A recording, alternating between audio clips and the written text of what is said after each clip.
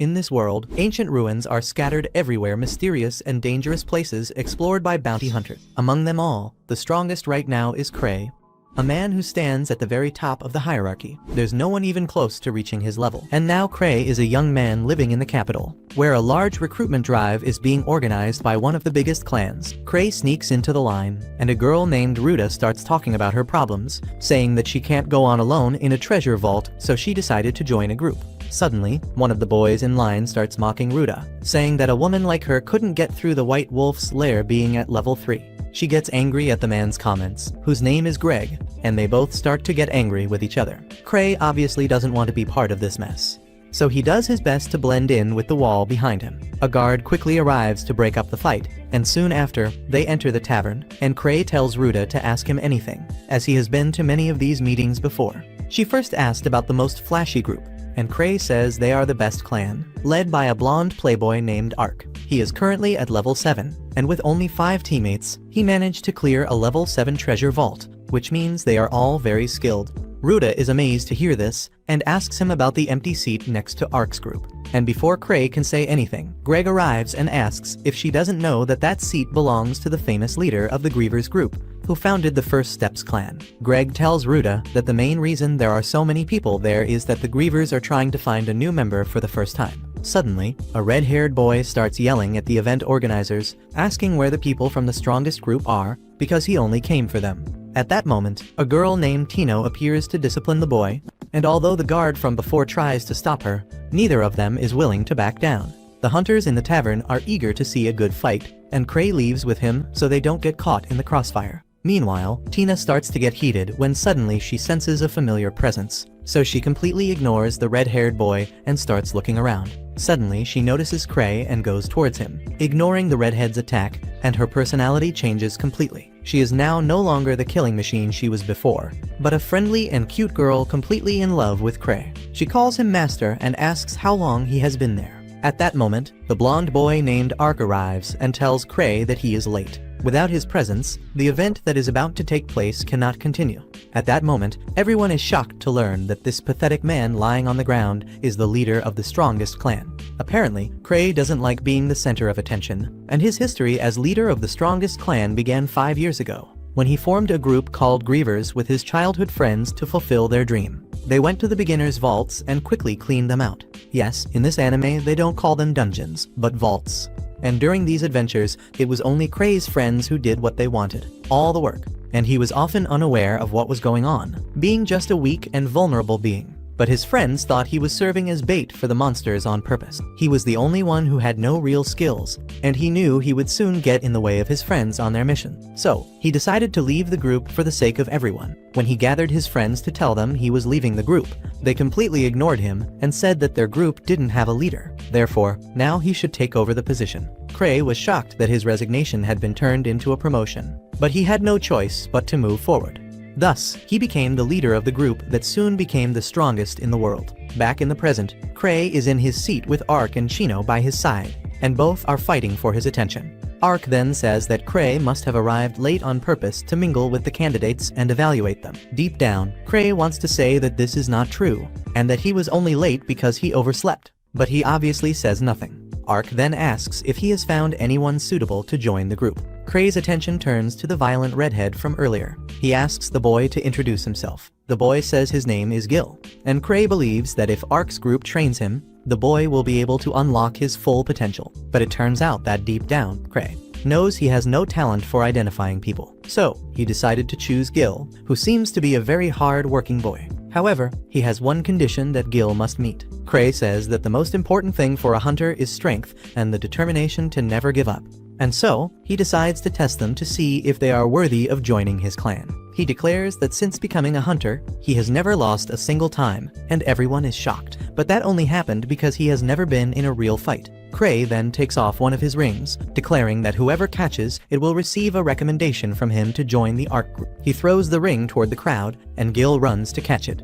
But Chino acts quickly and sends him flying with a kick. The ring then flies out of his hands and starts rolling on the floor, and all the hunters in the tavern start chasing after it. Just like my father used to chase me when he was drunk to beat me up. To make matters worse, Kray declares that the ring is also a treasure item. Therefore, whoever catches it can also choose to keep only the ring. He wishes everyone good luck. Then he tells Ruta and Greg that he will see them around. The next day, while Kray is relaxing in his office, his secretary, Eva, complains about the small mess his challenge has caused. She also informs him that the Treasure Hunters Association wants to have a conversation with him. Being the coward that he is, Kray wants to send Ark in his place. But he is no longer in town, and so Kray has no choice but to go there. As soon as he arrives at the office, he immediately kneels before the big man named Gark and begins to apologize. But Gark is not satisfied with this apology. He asks his secretary to give Kray a book with missions that no hunter wants to do because they pay very poorly or are extremely difficult. Kray begins to flip through the book to find an easy mission and pass it on to someone else. He finds a mission in a level 3 vault. The mission is to rescue some hunters, and he easily accepts it, not knowing that it is the most dangerous of all. When Kray arrives at the clan's office, he finds Atino, who is there to show him the ring she won yesterday. He then asks if she is free now, and Atino says yes, because this is the perfect moment to make her master fall in love with her. However, what she doesn't know is that he only wants her to fulfill the mission she received from Gark. When this happens, Atino disappears, but Kray uses an artifact that tracks her and learns her whereabouts. He says that the rescue mission is in the wolves' lair, and he already knows exactly who he is going to send there with Tino. He then forms a group with Ruta, Tino, Greg, and Gil to take on the mission. At that moment, we are taken to a flashback from 6 years ago, when Kray's group went to register as a group with the Treasure Hunters Association. At the time, the redhead named Luke opened the door and introduced himself as the strongest swordsman in the world. After him, the tan girl named Liz declared that she was the greatest thief. Obviously, we are talking about classes here. At that time, Kray was filled with shame and just wanted to die. But his friends continued to embarrass him even more, saying that he was the strongest in the group. Even though he was reluctant, he went to the reception desk to fill out the group's paperwork, and the receptionist asked him to choose a name and symbol for the group. As no one in his group had thought of it before, Kray entered in an attempt to be rejected by everyone. He chose the worst possible name, the Grievers, and as a symbol he chose a poorly drawn skull. And it worked, because everyone told him that the name and symbol were horrible.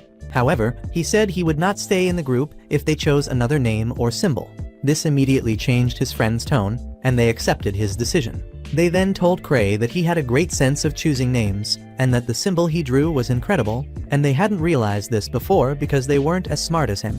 It was at that moment that Kray realized he had no choice. He had to move on, and the Grievers group was formed. Back in the present, Kray stands before the 3 treasure hunters who still haven't gotten used to the fact that he is the strongest man in the kingdom. They ask him if he really is a level 8 hunter, nicknamed Thousand Tricks. But before Kray can say anything, Tino defends him and orders everyone to kneel. In his presence, Kray asks her to stop intimidating them. But the redhead acts arrogantly, saying that he seems too weak to be the true master. Kray ignores this and asks if everyone present is willing to help Tino explore a level 3 treasure chest. Gil refuses to take orders from Kray, and Greg starts fighting with him, asking him to show respect to a level 8 hunter. With no other options, Kray decides to remove Gil from the team. However, the boy suddenly challenges him to a fight and says he will become his subordinate if he loses. Kray accepts the challenge but tells him to fight Tino instead. The boy accepts the challenge and they head to the training room. There, Gil tells Kray that after he defeats the girl, he will challenge him. In response, Kray says that Tino is a level 4 hunter, but even though she is at the same level as Gil, she is still far superior to him. Quickly, Tino says goodbye and Gil says goodbye. Platino, drop your weapon, saying he doesn't need them, which leads Gil to throw away his sword as well. Chino advances toward Gil, and the boy can't even react. He dodges the first blow, but that was just a setup for a powerful kick that throws him against the wall. Chino, happy, says she has already defeated him, but Gil gets up and attacks her. However, Chino knocks him down again with a blow to the neck. She assumes once again that she has won the battle and heads towards Kray, eager to receive his praise. As she walks towards Kray to receive some words of encouragement, Gil lies on the ground, totally unable to believe that he is lost. He remembers how he was always the strongest boy and dreamed of becoming the most powerful swordsman. He became a treasure hunter to fulfill that dream, but soon became too strong for his group, so he decided to join the strongest group. Kray, even without knowing his story, asks him if he left his old group because of the difference in abilities. And Gil, shocked, asks how he knows that. And Kray replies that he was once in the same situation. But unlike him, he ended up staying with the group. Kray says this, but does not reveal the most crucial part of his story, because at the time, it was his friends who didn't abandon him.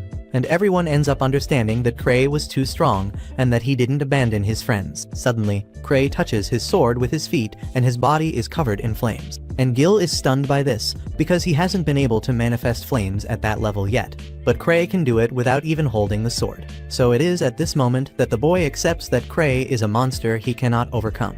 After that, Kray reads the details about the mission, and says that they will be going to a treasure vault to rescue some hunters. The monsters they faced there are ghosts of silver wolves, who used to live in the lair before being hunted. Later, the secretary Eva tells Kray that he shouldn't have sent Tina and those other rookies to a treasure vault. But he says that this is only a level 3 vault. As for Gil's sword, it is so easy to use that even Gil can wield it without knowing anything about it. It is at this moment that we discover that Kray is the greatest lover of relics in the world. He says that the relics found in the vaults are incredible, and that his dream is to have them all. He begins to imagine himself using Gil's sword, and wonders if he should try to buy it from him. However, Eva scolds him, saying that he already has too many relics. But he responds by saying that each relic is different, so he never gets tired of them. Suddenly, he remembers that he needs to charge his relics, so he goes to his guild's mage.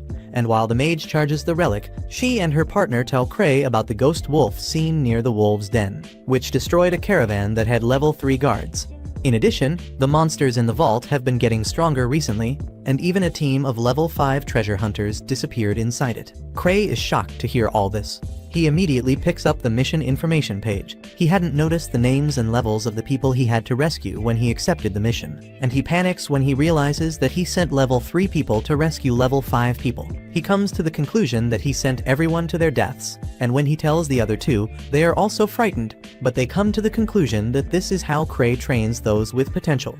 After that, Kray immediately leaves the room, trying to convince himself that everything will be fine. After all, Chino is a very strong level 4, and Gil is also not to be outdone. Meanwhile, on the other side of the screen, Chino's group is already close to the treasure vault, and the atmosphere has started to become scary. And although she already knew that Kray had taken on a very difficult mission, she comforts the others, saying that Kray brought them together for some reason, which she just doesn't know. Suddenly, they are attacked by a powerful wolf monster wearing armor and carrying a weapon. Chino is terrified because she never thought the monsters there would be so powerful, but she decides to fight to fulfill the mission her master gave her. Back in Kray's office, he feels guilty for sending Tino and the others on such a dangerous mission, so he decides to go and help them himself. He pulls a book from his bookshelf to reveal a secret room where all his relics are kept. Finally, his eyes fall on a small chest containing a very special relic. When he leaves the room with everything, Eva almost mistakes him for a thief, but then she realizes that Kray just wants to help them. However, she notices a forbidden relic around his neck, but Kray hides it, saying he won't use it because it's too dangerous. He then goes to the window and tells Eva that he will be back soon.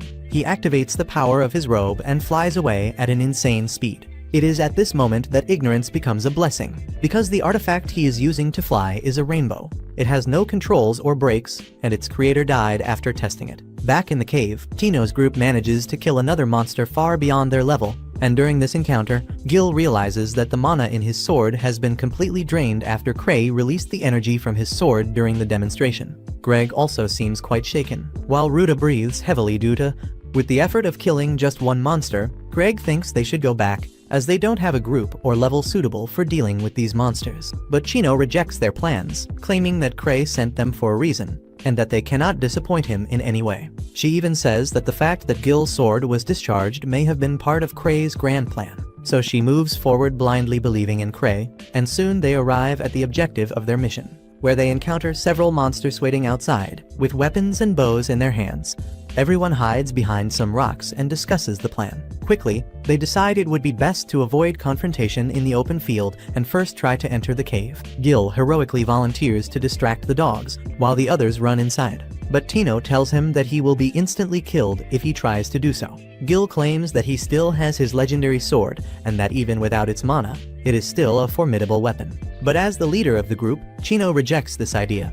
Instead, she decides that she and Ruta will act as distractions, while Gil and Greg attack the monsters from behind. Together, they push themselves beyond their limits and end up doing very well, managing to defeat the 4 wolves. Everyone is surprised to realize that they are capable of defeating such strong opponents. But suddenly, a few more monsters emerge from the cave, and the group immediately springs into action. While fighting, Tino observes that her team, even though it is temporary, contains people who are very strong in their own classes. And while all this was happening, Tino continues to trust Kray, thinking that he must have thought of all this beforehand, and sent them to this dungeon specifically so that they could gain more confidence. While fighting the monster, Gil remembers the time when he spoke ill of his own teammates because he thought they weren't good enough and that they couldn't keep up with him. Because of this, he left his team, but never thought about how they felt. Even though he considered them all weak, they were trying their best to keep up with him.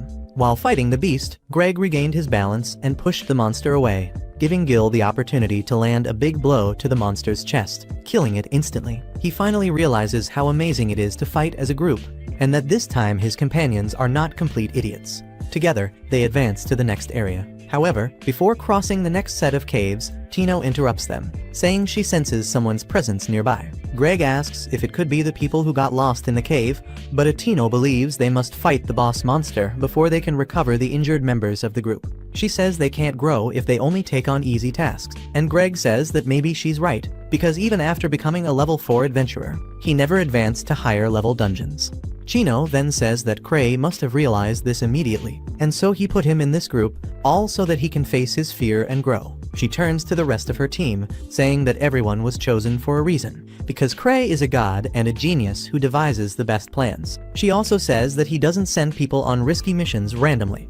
And meanwhile, outside, Kray is going crazy. He starts walking as fast as he can, and because of that, he ends up entering the dungeon like a madman. At the same time, right ahead, Tino and his group finally find the boss monster. Greg thinks this boss is too big for them, but the monster didn't ask for their opinion and just tries to hit them with his axe. They all manage to dodge the blow while running, and Chino realizes that the monster is incredibly powerful and that they need a plan to have any chance of defeating it. She notices that the boss isn't wearing a helmet and suggests that they aim for his head. She tells Gil to block the next attack, while she will try to deliver the final blow. Gil agrees to the plan without hesitation, and they all prepare to try to attack. Following the plan, Gil manages to block the attack with his sword, while Greg attacks him from behind, only to get punched in the face. Tino quickly runs towards the beast, dodging its blows. The monster tries to attack Greg again, and ends up breaking his sword. If it weren't for Tino, the monster would have killed Greg. Tino advances with the monster's axe, heading towards the creature's face. She advances with a leap,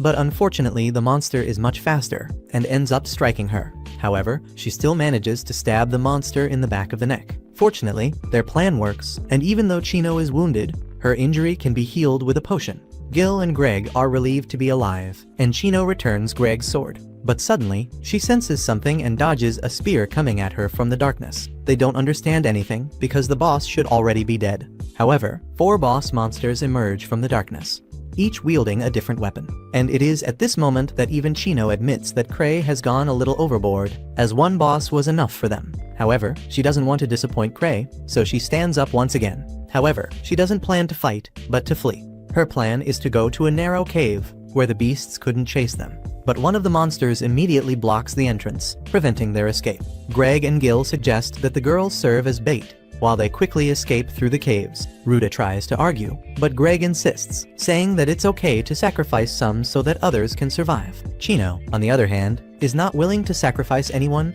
and wonders what Kray would do in this situation. Suddenly, she remembers the magic ring he gave her. She tells everyone to support her. Then the 3 quickly attack the monster, while Tina uses her ring to shoot an air bullet at the enemy. She charges the attack and shoots the monster in the eyes, leaving it completely disoriented. The monster begins to struggle, while Gil tries to deliver the final blow. But unfortunately, he ends up getting crushed, and when Tina tries to help, all the other monsters are already on top of them. And when it seems that all is lost, Kray enters the cave, and blasts the monster against the wall. Chino is surprised to see him there, while Greg realizes that the monsters seem to fear him. One of the monsters tries to attack him, but Kray's protective relics make him immune. He quickly fires a magical explosion using his magic rings, throwing the monster against the wall again. Then he uses a smoke bomb to provide cover and allow everyone to escape, and thanks to his intervention, everyone manages to get away alive. Kray quickly heals Tino's legs and tells everyone to follow him. However, he himself is afraid, as he has no idea what lies ahead. He continues walking with his head down, hoping that no one will notice that he is lost. but the group just believes him and follows in his footsteps. After walking aimlessly for some time, Gil asks Kray if they are heading for the exit, but Kray remains silent. Atino then intervenes, stating that he definitely has other plans, as he is leading them in a completely different direction. Inside, Kray is desperate to escape. He is afraid that Atino is angry with him for sending them on that mission. So, not knowing what to do, Kray just keeps walking. Suddenly, everyone freezes and asks how Kray knew they needed to go in that direction. Atino states that Kray knows everything, and everyone runs to the cave where they find the wounded who got lost in the vault. Kray is surprised to find them there, as he knows he only found them by pure luck. The leader of this group is badly injured, and his name is Erdolf. He thanks them for their help. But Tino tells him to thank Kray, because it was he who brought them there. Kray immediately says it was just a coincidence, but everyone believes he is just being humble. Aruda offers the medicine she has, but she doesn't have enough for everyone. To make matters worse, they are weak, as they haven't eaten in a long time. Fortunately, Kray remembers a relic he is carrying, which in this case is a bag of infinite chocolate. He distributes chocolates to everyone, temporarily saving them from hunger. Greg then starts talking to Rodolph, stating that he would never expect a level 5 group to have problems in this cave. Even Gil comments that the wolf monsters were very strong, but they weren't enough to wipe out a fully equipped level 5 group. Rodolph then reveals that the wolves never attacked them, as they didn't even see them. Instead, an incredibly strong ghost monster appeared and attacked them alone. Rodolph explains that this ghost must be a special monster, as it was powerful enough to control even the wolf bosses. He adds that he thinks the ghost may be even stronger than the Sword Saint himself. And this shocks everyone, as they know that the Sword Saint is the strongest swordsman in the Imperial capital. And while everyone absorbs this information, Kray simply eats, as he knows that the Sword Saint is his childhood friend, Luke, and he doubts that this ghost is as strong as they say, because if such a strong monster existed, Luke would have eliminated it long ago. Still, Kray knows he can't deal with this ghost, and so from the bottom of his heart, he regrets not waiting for the handsome boy, Ark, take care of this mission for him. Unfortunately for Kray, everyone inside the cave turns to him, seeking further guidance. Not knowing what to do, he just walks away from everyone, and finally decides to trick them to buy more time. He tells Chino that she is the leader of the group, and that her job is to lead. Chino isn't very confident about being the leader, but Kray says it would be good training, and encourages her to become the leader. Tino is very happy to know that Kray trusts her so much, and promises she won't disappoint. They begin to walk through the maze of caves, and soon find the cave exit visible in the distance. However, this makes them even more anxious, and they become even more concerned about the possibility of the ghost appearing. However, Rodolph tells Atino that he will act as a shield so that they can escape safely if the creature appears. Atino rejects the idea, stating that everyone is returning safely, and that Kray is with them. Suddenly, they begin to hear howls from the wolf bosses coming their way, and this immediately makes them nervous. Tino senses something incredibly strong coming his way, and even Kray can feel the presence. Then, he quickly protects her, while thinking about all the relics he possesses, including the relic that gives him extra lives. Currently, he has 5 extra lives, which means that on the 6th hit, he is practically dead. Unfortunately for them, the deadly ghost becomes visible, and he is walking toward them with a sword in his hand. This scares everyone, but to make matters worse, a second figure appears behind the ghost, and this ends up being too much pressure even for the brave Tino. She starts shaking like a dog and hides behind Kray, begging him to save them. Kray, however, stops worrying and recognizes the second figure and asks what she is doing here. Then, without saying a single word, the mysterious person kicks the ghost so hard that it ends up stuck in the cave walls. The masked woman approaches Kray, asking if everything is okay, and removes her mask to show those who are scared that she is Liz, one of Kray's groupmates. Everyone is amazed that she is so strong, but this irritates Liz, who asks them how they can be monster hunters if they don't even know who the grievers are and what the masks they wear look like. She tells Kray that she came from the city to find him, but when she arrived at the mansion, she learned that he was in a cave helping a certain group. She then asks him to step aside, as she now needs to talk to his student. She immediately goes to Tino, who was hiding behind Kray. Alice begins to humiliate the girl, saying she can't believe Tino is so useless. She complains about Tino, saying she is a stupid girl for not being able to survive such an easy cave. She also complains about the fact that Tino keeps asking Kray for help. Gil thinks this is too much and tries to stop her, but he receives the hardest kick of his life and is also thrown against the wall. Liz then continues to scold Tino until she falls completely to the ground. Unfortunately, Liz has no plans to stop complaining, and Kray is too cowardly to intervene. He waits until Tino gets on all fours and apologizes for her failures. At that moment, he thinks this is too much and finally intervenes, telling Liz that Tino did an excellent job during her mission, all thanks to her excellent training. It is at that moment, Liz completely changes her personality and becomes a sweet girl who asks Kray if she did a good job or not. Kray praises her, saying she is amazing, and she is happy. Suddenly, they realize that the ghost has reappeared from the wall, and behind it is a giant wolf carrying a gun. This angers Liz, who puts her mask back on, and when the wolf tries to shoot her, she moves so fast that time slows down, and she catches all the bullets with ease. Then she jumps towards the beast and kills it with a single kick to the head. She now turns her attention to the ghost who was preparing to attack her. She grabs the sword with her bare hands and knees the ghost in the air and then punches him into the ground. Poor Tino starts crying, and although Kray feels bad for her, he knows he shouldn't get involved, because he doesn't want to be mistreated by Liz. In the end, the ghost finally dies after Liz punches him in the head. After that, Liz finally calms down and runs to hug Kray and tell him she missed him very much. After that, they escape to safety, and the next morning, Gil returns to the training camp and gives his magic sword to Tina, saying that he wants Kray to keep it, as he is going to train from scratch once again, and his dream is to become as strong as Liz one day. But no one believes that he will be able to reach that level. Meanwhile, China thinks about the strange masks that the grievers wear. And obviously, it was Kray who ordered these masks. These masks are completely useless, as they have no opening for the wearer to see what is in front of them. Even so, Kray's friends wear these masks and believe that the masks make them stronger. And after these events, we see Kray starting to look for a slime that should be in a capsule around his neck. He received this item about a year ago from a talented alchemist in his clan. She often gave him her final products to keep, and they were always dangerous items. At the time, she told him that if he was careless with this slime and released it, it could destroy the entire capital by itself. That's why he's so scared that he can't find it. Kray knows that if he thinks too much about this matter, he will end up becoming weaker than he already is. So he convinces himself that this slime does not exist and that he did nothing wrong. He then goes to the clan building. Liz says that the Treasure Hunters Association wants a report on the White Wolf's lair. Kray tells her to send a report to Tino, since she was the team leader. However, Eva informs him that Tino is training with Liz at the moment, and he immediately feels sorry for the poor girl. He then asks Eva if anything important has happened in the capital. She tells him that nothing has happened, but that she will start investigating. However, he tells her that there is no need. He decides to pay Tino a visit and leaves everything else to Eva, who begins to think about how the ace was always right when making some kind of prediction. She believes that since he is concerned about the capital, something serious and terrible will happen soon. Meanwhile, Kray arrives at the training room and finds many grumpy hunters gathered outside the gates. A level 6 hunter named Sven tells Kray to get Ollie under control, as he is the only one who can take on a beast like her.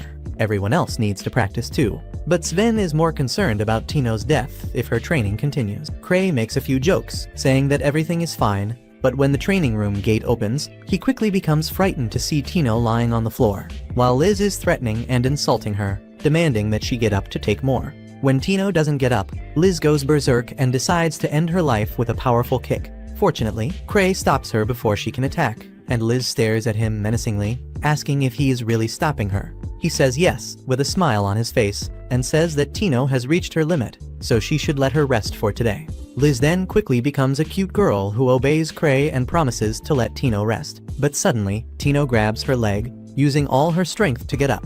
It turns out she wants to look cool in front of Kray, so she tells Liz she can still fight. Alice quickly prepares to kill her this time, and as the two girls prepare for a second round, Kray leaves the training room because he knows he will die if he stays there. Outside, Sven thinks Kray's big plan is to motivate Tina to become stronger, and Kray lets him believe whatever he wants. After that, they sit down for tea, and Sven comments that, apparently, the White Wolf Den case has not yet been resolved, and that some ghosts are still attacking people at the north entrance. He asks Kray what they should do, but obviously Kray has no idea. In his conscious mind, Kray just misses Ark, because he is better than him at everything. Suddenly, he has an idea and decides to pass the case on to Sven and his team. He sends them to the Hunters Association to meet Gark, and tells Sven to think of it as training. Kray leaves happy, impressed with his quick problem solving, but one of C-Bem's subordinates is not impressed with him. This subordinate comments that despite being the leader, he has never seen Kray do anything worthwhile. However, Sebem reprimands him, saying that he should not judge Kray so easily, because deep down he is a real monster. On the other hand, Gark from the Hunters Association thinks the same thing. Gark believes that although everything seems the same in the White Wolf's lair, Kray must know something that is happening because he would not go there for no reason. Far away from them, in an underground laboratory, an old wizard is also thinking about Kray's involvement in the recent case. He is a member of the secret organization called Akashic Tower, which is researching ways to create treasure vaults artificially by manipulating the energy that flows from the earth. This old wizard is the mastermind behind the plan, and he was also behind the mutation of the ghosts in the White Wolf's lair. However, he never imagined that a high-level hunter like Kray would enter the treasure vault and discover their plan.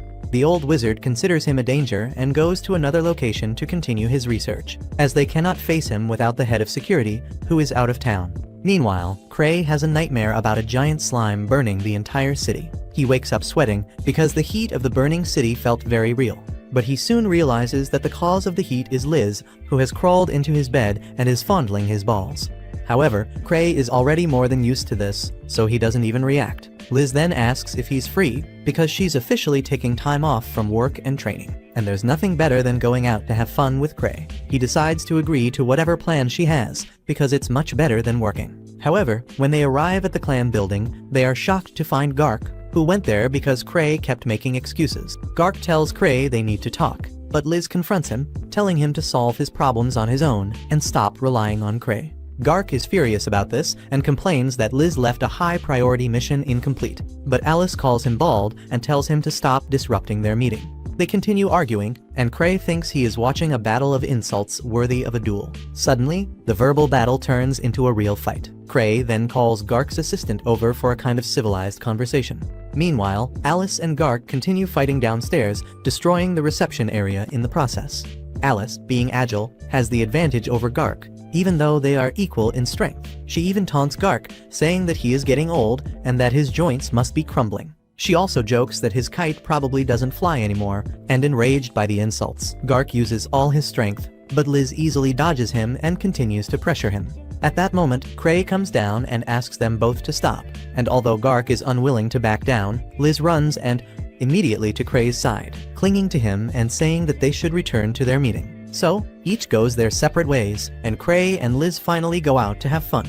He then asks about the level 8 vault she was exploring, and Liz replies that it was a lot of fun, and that the monsters there were she was exploring, and Liz replies that it was a lot of fun, and that the monsters there were the best, but she got bored after a while and came back to see him. Christie's thoughts return again to the slime that got lost, and he wonders if it could really put the city in danger. Liz asks him why he looks so down. He doesn't answer her and asks another question, asking her what she would do if the country were destroyed.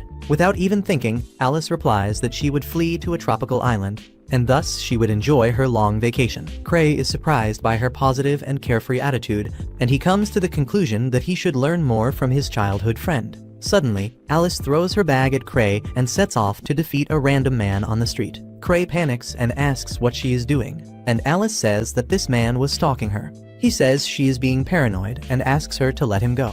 The man, upon seeing Kray, gets scared and runs away. Kray's strange behavior makes Liz believe that this was all part of his plan. She then asks Kray why he let him get away. She also asks him what their next step will be. Kray is confused by her questions, so he says they should just continue with their outing. The next day, Kray and Liz go to the most dangerous part of the city, and she still thinks they are on a date, but Kray denies it, saying they are going there for work, because according to the information he received from Eva, there is a drug deal going on there, the city, and she still thinks they are on a date, but Kray denies it, saying that they are going there for work. But to make this trip better, he heard that a new ice cream shop opened in the area, so he plans to check it out and then walk around the slums a bit, just to say he completed the mission. But before that, he wants to visit the ice cream shop first, and Alice gets very excited. However, the shop owner is not excited at all. It turns out that the shop owner is the same man Alice had caught before, and whom Kray let escape. He fears that Kray let him escape on purpose,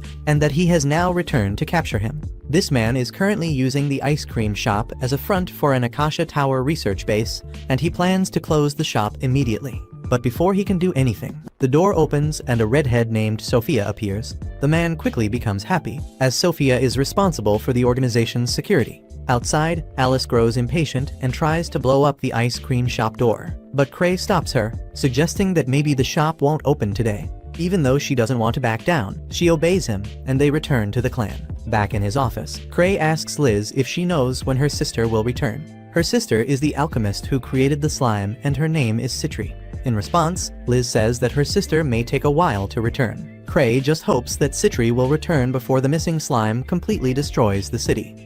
Completely. At that moment, Eva arrives at the office and informs them that the Hunters Association has formed a team to investigate the White Wolf's lair. According to her, they are taking the case very seriously, to the point of sending a relic specialist to analyze the site. Kray thinks this is an exaggeration, but he is not worried, as he does not intend to go there anyway. Meanwhile, the ice cream shop owner arrives at the Akasha Tower headquarters and tells everyone that Kray has found him. He is terrified because Kray has seen through his disguise. However, he has not yet taken any action. This leaves everyone unsure of what to think, so they ask Sophia for guidance, who proposes to confront Kray and his clan directly. She assures them that they have a chance of winning, saying that even though their main enemy is at level 8, she still believes that the security system she has built is capable of taking on Kray's clan. At that moment, an old wizard from the organization gives her permission to act, recognizing that they should not avoid this battle forever. The next day, the Kray clan's building is crowded with adventurers, and upon entering, Chino is shocked by so many people and asks the young man what is going on. He explains that everyone has gathered to investigate the White Wolf's lair, and Chino thinks this is an exaggeration. But the young man says that Kray planned to send Ark first, which shows that this case is more serious than it seems, because sending a level 7 hunter like Ark to a level 3 treasure vault is the greatest proof that something unusual is happening there. So, since they cannot send Ark and his group, the association and the clan decided to gather many hunters to compensate. Soon, Kray and Eva arrive, and Kray asks if it's all a party, and Eva clarifies that everyone is going to the White Wolf's lair. She explains that since Kray mentioned Ark, she gathered several people to serve as substitutes. Kray is shocked and suggests reducing the number of people, as this would cost less money. However, this only terrifies everyone. Thinking they are being sent to their deaths, Eva tries to calm the situation, suggesting that Kray must have something important to say, but he has nothing to say. He tries to explain that the mission is not as dangerous as it seems, but the hunters refuse to believe him. He then asks Eva about the rewards and discovers that the place has released extra funds to ensure that everyone is well paid.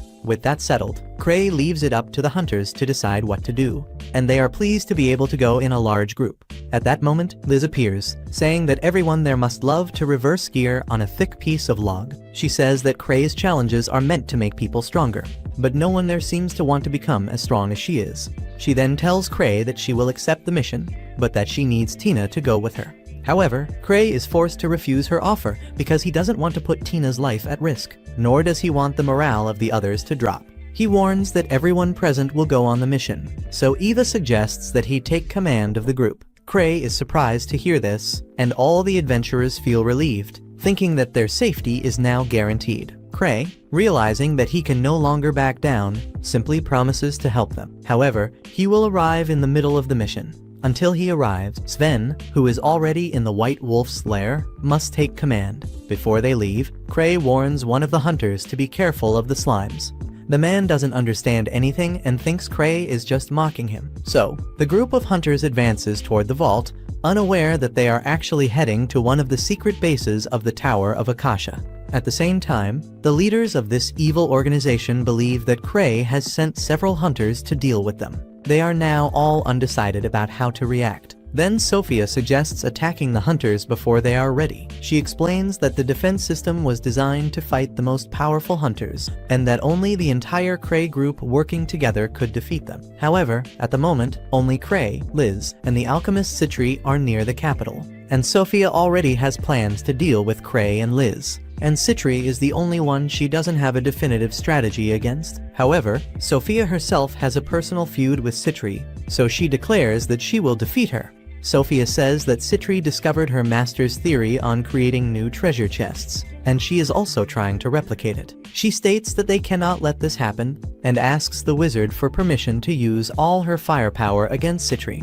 The wizard grants permission and appoints her as commander of the tower's forces for this battle. Meanwhile, Sven and his group have found nothing unusual. But Sven believes that Kray sent them there for some special reason. Suddenly, he receives a call. He asks his teammate to blow the emergency whistle, alerting all the other hunters. When everyone gathers, Sven shares Kray's message about the slimes, making the hunters furious that they are receiving orders from a man who didn't even have the courage to go to the site. However, Sven asks them to trust what Kray says and tells a story about how Kray once invited everyone to a flower viewing party and asked them to bring their weapons. And the moment Kray made the toast, a treasure chest appeared behind him, showing that he had foreseen everything. The hunters are impressed, and Sven emphasizes that Kray's information is more valuable than anything else they could find. Meanwhile, in Kray's office, Alice is begging for work, saying she wants to show him her fighting skills. He is irritated by her behavior and can only think about how long he will have to deal with her until these hunters solve the problem in the White Wolf's lair. His goal is to show up only at the end of the mission and take all the credit. At that moment, the alchemist Citri arrives on the scene and tells Kray that she has come to help deal with an incredibly strong and intelligent organization that could soon become a major global threat. Kray immediately kicks Liz and Tina out of the office to hear the details from Citri. Across town, Gark is also preparing. He puts on High's battle armor to enter the treasure vault and show that his glory days are not over yet. His assistant tries to stop him, saying that his bones can no longer take the pressure and that if he pushes too hard, he may end up shitting himself. Suddenly, Citri appears and shares some important information about their true enemies. Back in Kray's office, he reflects on how Citri was the only person in his circle of friends who wasn't extremely strong. She knew she could never fight on the front lines, so she decided to do something else to support her friends. At the time, it was Kraken who suggested that she become an alchemist, which led her to become the greatest alchemist of all time. Citri explains that the slime she created has the ability to quickly adapt to its environment and evolve, but it is an unstable prototype and has failed. However, she assures him that her creation would never attack her or Kray. Even so, Kray is still frightened to realize that the rest of the city is still in danger. He admits that he does not know when and how the slime disappeared, and Citri deduces that it must have escaped from the capsule through the drainage system. Kray is somewhat relieved by Citri's blind trust in him, but before he can relax, she warns him that there is something even more dangerous than the escaped slime to discuss. At the same time, in the White Wolf's lair, Sven receives information that Kray will not be joining the group anytime soon and that Liz has also been forbidden from helping them. He feels secretly relieved that he won't have to deal with Liz, so he decides to give a motivational speech to the treasure hunters. Osvin asks if they are ready to fight a slime, and all the hunters respond confidently, saying that even children can defeat slimes, and that this is not something they need to worry about. Sven, however, already expected this attitude and mentally curses Kray for not giving more useful information. At that moment, an extremely arrogant hunter decides to enter the vault on his own, claiming that planning is for losers. Sven then asks if he wants to be the monster's first victim so that they might learn something from his death. A man then gathers his companions, and amid the confusion, a shy red-haired girl raises her hand to ask a question. For some reason, she reminds him a lot of Sophia, but she claims to be just an alchemist from the Kray clan. The redhead explains that she worked alongside Citri on research about slimes. She then takes out a mysterious bottle and claims that the liquid inside can defeat any slime, regardless of its strength. After hearing this, Sven tries to motivate the hunters, telling everyone to seek victory and return alive. With that, they finally begin their investigation, and at the end of the day, they find only wolf ghosts, which are much stronger than expected, but they still haven't found any slime. Sven begins to wonder if Kray made a mistake this time. Meanwhile, the cocky idiot decides to go out and water a tree. He complains about Kray giving orders without showing up on the battlefield. Suddenly, he hears a strange sound and decides to investigate. Then he finds two mysterious men and a huge chained wolf. These guys are members of the Akasha Tower, and they are about to inject something into the wolf to turn it into a living weapon capable of decimating the hunters. The ugly hunter realizes that something is wrong and acts before the worst happens. He knocks out one of the men, but the other throws fireballs at him. He manages to block the attacks and goes after the second one, beating him up. Meanwhile, the first man injects the serum into the wolf, which begins to melt on the outside, becoming something even more dangerous. The two men then declare that the wolf will now seek mana to strengthen itself. The creature absorbs the energy of the two wizards in seconds, becoming a monstrous threat. The ugly hunter whistles to alert the others, and Sven immediately organizes everyone outside the forest. Soon after, the ugly hunter appears, seriously injured, monstrous creature. The hunter whistles to alert the others, and Sven immediately organizes everyone outside the forest. Now a grotesque mixture of a ghost wolf and a slime. Sven shoots arrows to try to immobilize it, but he is unsuccessful. The mages attack with fire and ice, but they also do nothing. Sven and the healer rush to help the wounded hunter, who explains that he saw two men injecting something into the wolf, and that after that it turned into this hideous thing. The monster advances, unaffected by the attacks, and Sven decides to try physical combat, firing a series of arrows at it. But still, he has no results. He realizes that neither magic nor ordinary attacks work and warns the hunters to buy time and keep their distance. Sven then goes to the red-haired alchemist and asks for the bottle with the anti-slime product. She then explains that if the slime touches this product, it will self-destruct. Sven quickly comes up with a plan and places the bottle on the ground, luring the slime to it. When it falls on the bottle, the liquid reacts violently, causing several explosions in the monster's body. Everyone begins to think that the fight is over, but the slime absorbs the explosions and survives. Sven realizes that this plan didn't work because this monster isn't just slime, but something much more complex. It is at this moment that an ally comments that Kray never said the enemy was ordinary slime, but rather something similar to slime. Sven becomes even more irritated and immediately curses Kray. At that moment, Citri arrives on the scene to help. She says she begged Kray to let her participate in the mission in the White Wolf's lair. She then explains that the slime cannot be hurt because its mana is forming a natural barrier. Despite this, Citri, as an alchemist, is fascinated by this monster. To her, it is a unique being, and she quickly analyzes how it was created. While dodging the monster's attacks, she discovers that it is hunting people with high mana concentration to regenerate itself. Feeling sorry for this creature, which she considers a failed experiment, she decides to kill it quickly. She throws a special bottle and asks Sven to hit it with an arrow. Sven, showing his legendary accuracy, shoots and hits the bottle right on the monster's head. The liquid inside is an anti-mana material that nullifies this slime's defenses. At that moment, Gark arrives at the scene fully armed, surprising Sven. Citri explains that she asked Gark for a ride because, unlike Liz, she cannot simply run off into the forest. Even so, Gark's presence does not seem to clarify anything for Sven. Citri then explains that she has a theory about who is behind all this. She leads the group to a camp and reveals the existence of the Tower of Akasha, led by Master Noctis. The hunters comment that Noctis was banished from the Imperial capital a long time ago. But Citri then asks them if they really believe that banishment solves anything. She explains that the vault where they are is the base of the Tower of Akasha, and Talia suggests that the tower must have valuable equipment hidden there. And Citri agrees. She states that the organization is preparing for war and that they need to act quickly. She is determined to stop them, and to do so, she asks everyone to follow her. She says she is not Kray, but she will still do her best.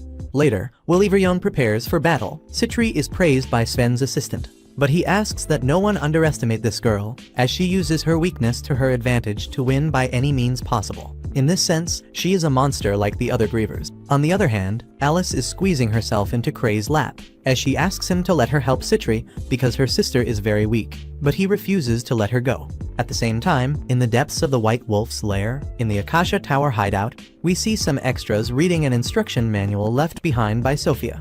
She wrote that they should release the captured ghosts one by one, but the men disagree with this because it will be too easy for the hunters to defeat them. And although their master has given Sophia full authority, the men believe that a woman cannot know anything about war, so they must take control of the situation. Therefore, they decide to ignore her instructions and release all the ghosts at once.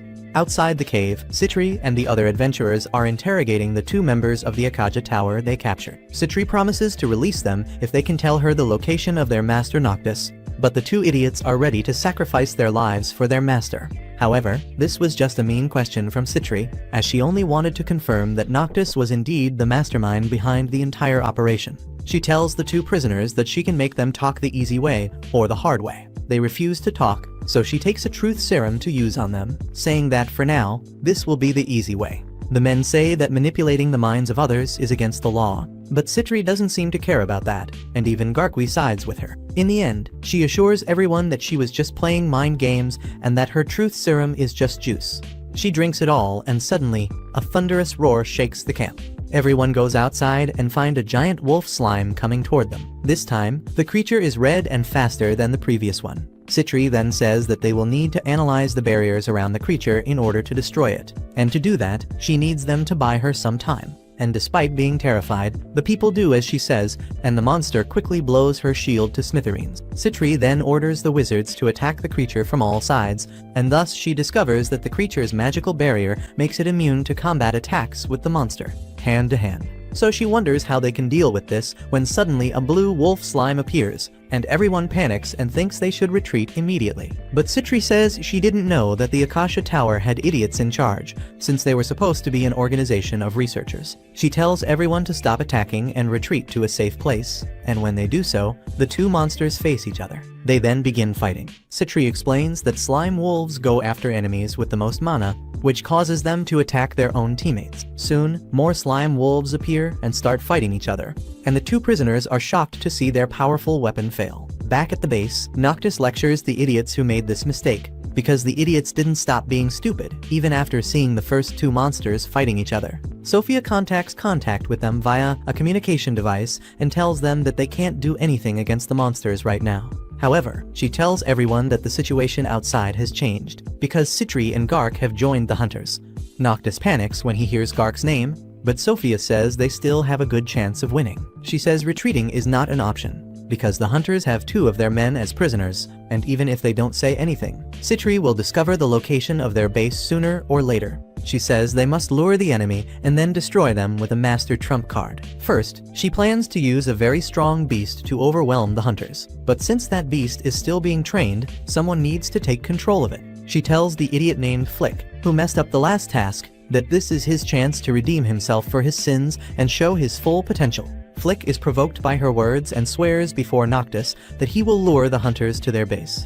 Back at the treasure hunter's base, Talia watches Citri busy at work and begins to think about how Citri has always been a genius who had no competition. She was extremely motivated and hardworking, and Talia always felt insecure about being in her shadow. Suddenly, Sven approaches her and pulls her out of her thoughts. He starts talking about how her anti-mold medicine didn't work on the previous monster because it wasn't a slime. He says that Kray should have given them more details, so he quickly changes the subject and asks why the two prisoners are looking at her. Talia says she has no idea why, and Sven asks her to scream if anything happened. Shortly after that, Citri discovers the location at the base of the Akasha Tower by analyzing the terrain and mana flow in the region. Everyone is surprised, and then Citri asks the prisoners if her guess is correct, and their panicked reactions are enough to confirm her theory. They immediately call out to the redhead, calling her Sophia and asking her to free them. The hunters wonder what they are talking about, and Citri says that Sophia is her enemy and a student of Noctis. She has been trying to find her for a long time, but has never been able to find more than a trace. Therefore, she believes that capturing Sophia and Noctis is absolutely necessary to destroy the Tower of Akasha, and plans to settle the score with Sophia once and for all.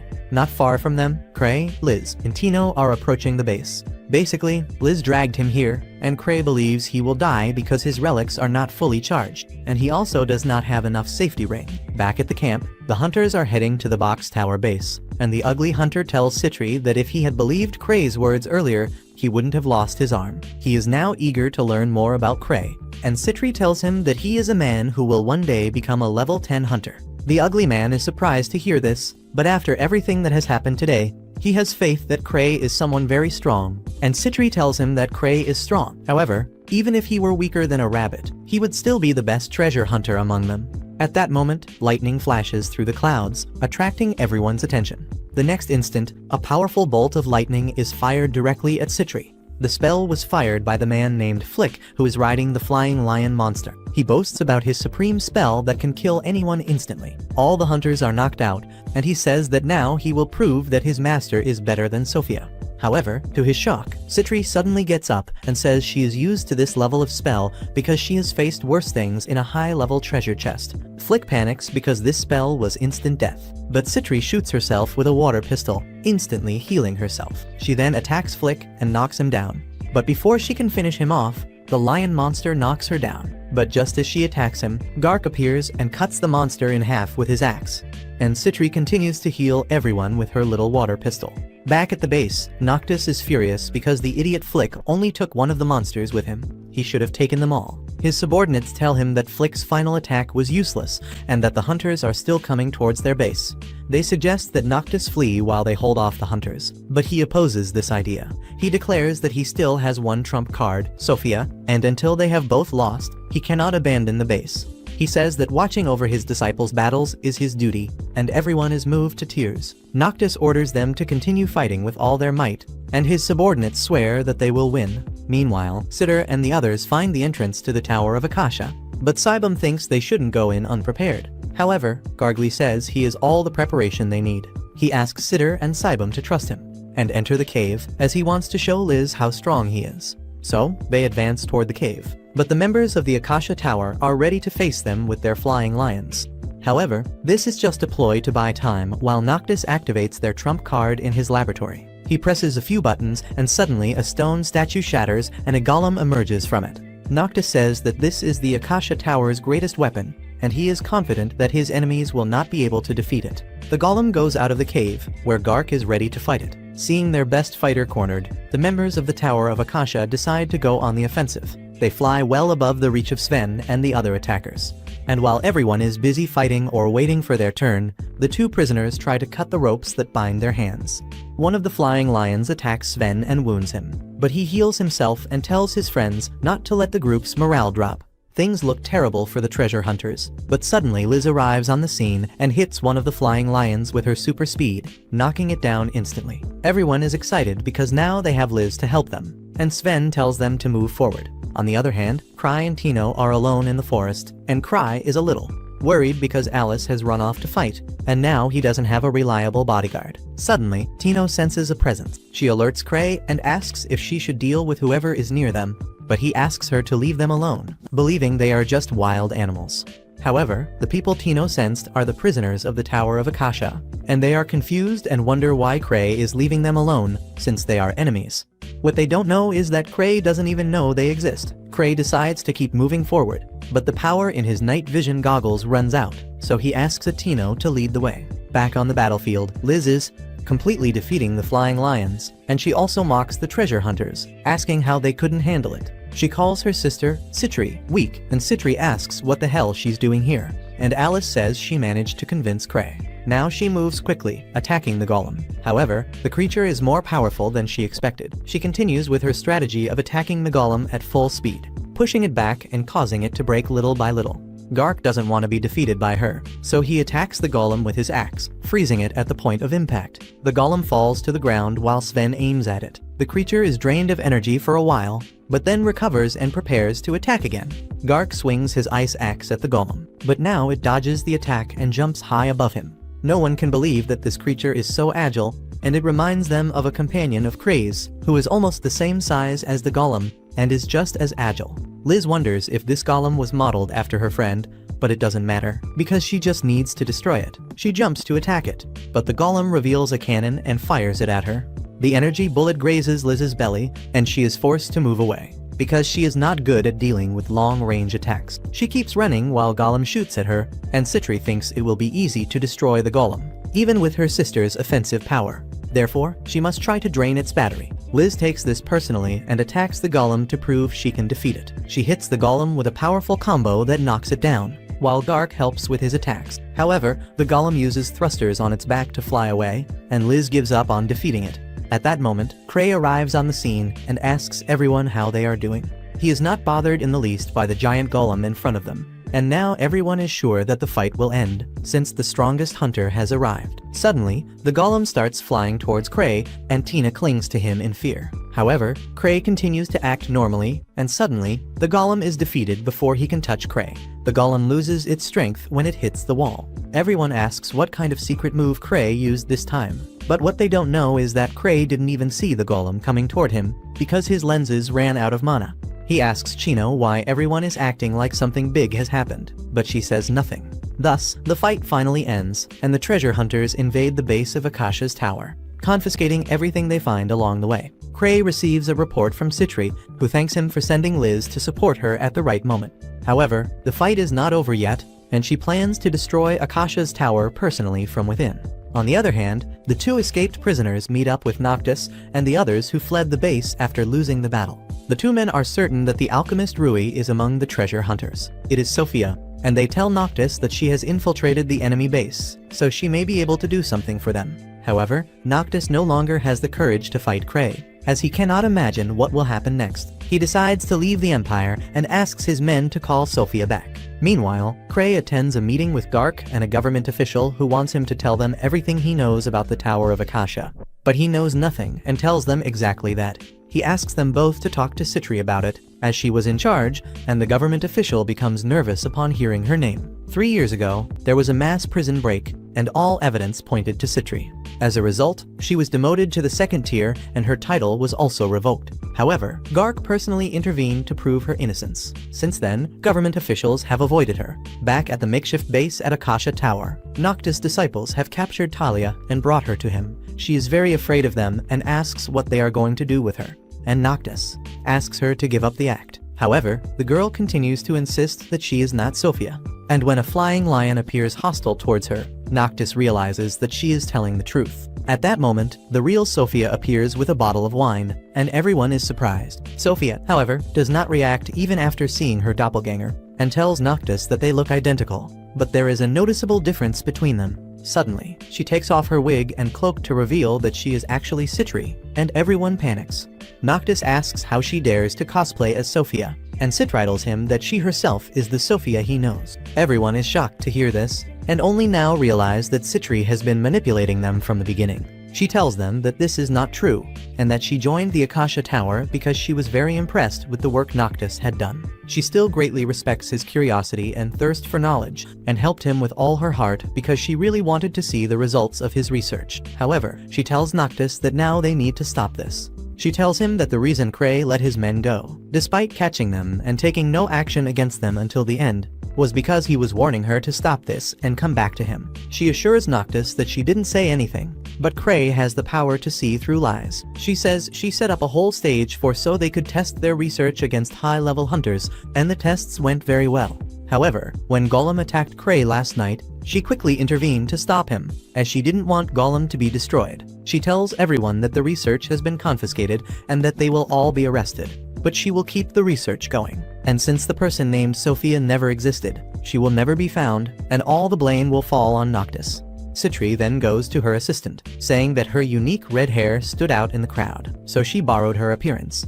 The girl starts crying and breaks down. And then the disciples of the Tower of Akasha try to attack her. But Citri commands the flying lion to help her, and everyone backs away. Noctis, however, uses a powerful fire attack that kills the lion. But Citri is unharmed because she prepared for this. She also found the slime that Kray had lost, and it absorbed the attack to protect her. Suddenly, the slime begins to eat the lion's body, while Citri explains that this is her best work, as this slime can grow constantly by eating mana. Noctis panics upon hearing this, because it means that the slime has the potential to devour the entire earth. And Citri says she just wanted to test its performance against a powerful wizard like him. Suddenly, her disciples activate a smoke bomb and tell him to run away, while they hold off the slime. However, when Noctis is running away, he bumps into someone very muscular at the door and falls down the stairs. Noctis is terrified when he sees him. Then Citri appears, saying that she wanted to become stronger to match the rest of her friends. But creating golems is time-consuming and expensive, so she decided to create a pet chimera. To do this, she broke into a high-security prison and used all the escaped criminals as raw material to make this chimera. Noctis realizes that he is facing the most cruel person he has ever met, and Citri puts on her mask and says that he will become excellent raw material for her.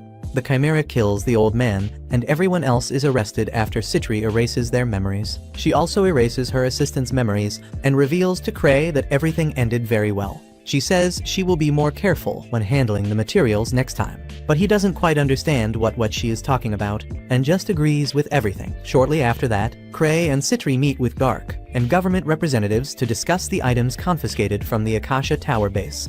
Kray says he would like to keep the Akasha Tower golem, as well as those other pieces of junk. The government officials are shocked, and although they understand why Kray is asking for the golem, they ask why he wants the other dangerous things. Kray doesn't have very good hearing, so he simply replies that he wants everything, and everyone begins to worry about his mental health. In the end, the officials agree to deal with everything except the golem. Citri then thanks Kray for negotiating on her behalf and immediately goes to fetch the fearsome flying lions. Meanwhile, Gark approaches Kray with troubling news. He reports that a group of treasure hunters, led by a famous level 7 hunter, has recently arrived in the capital. Their leader is named Arnold, but Kray does not know who he is.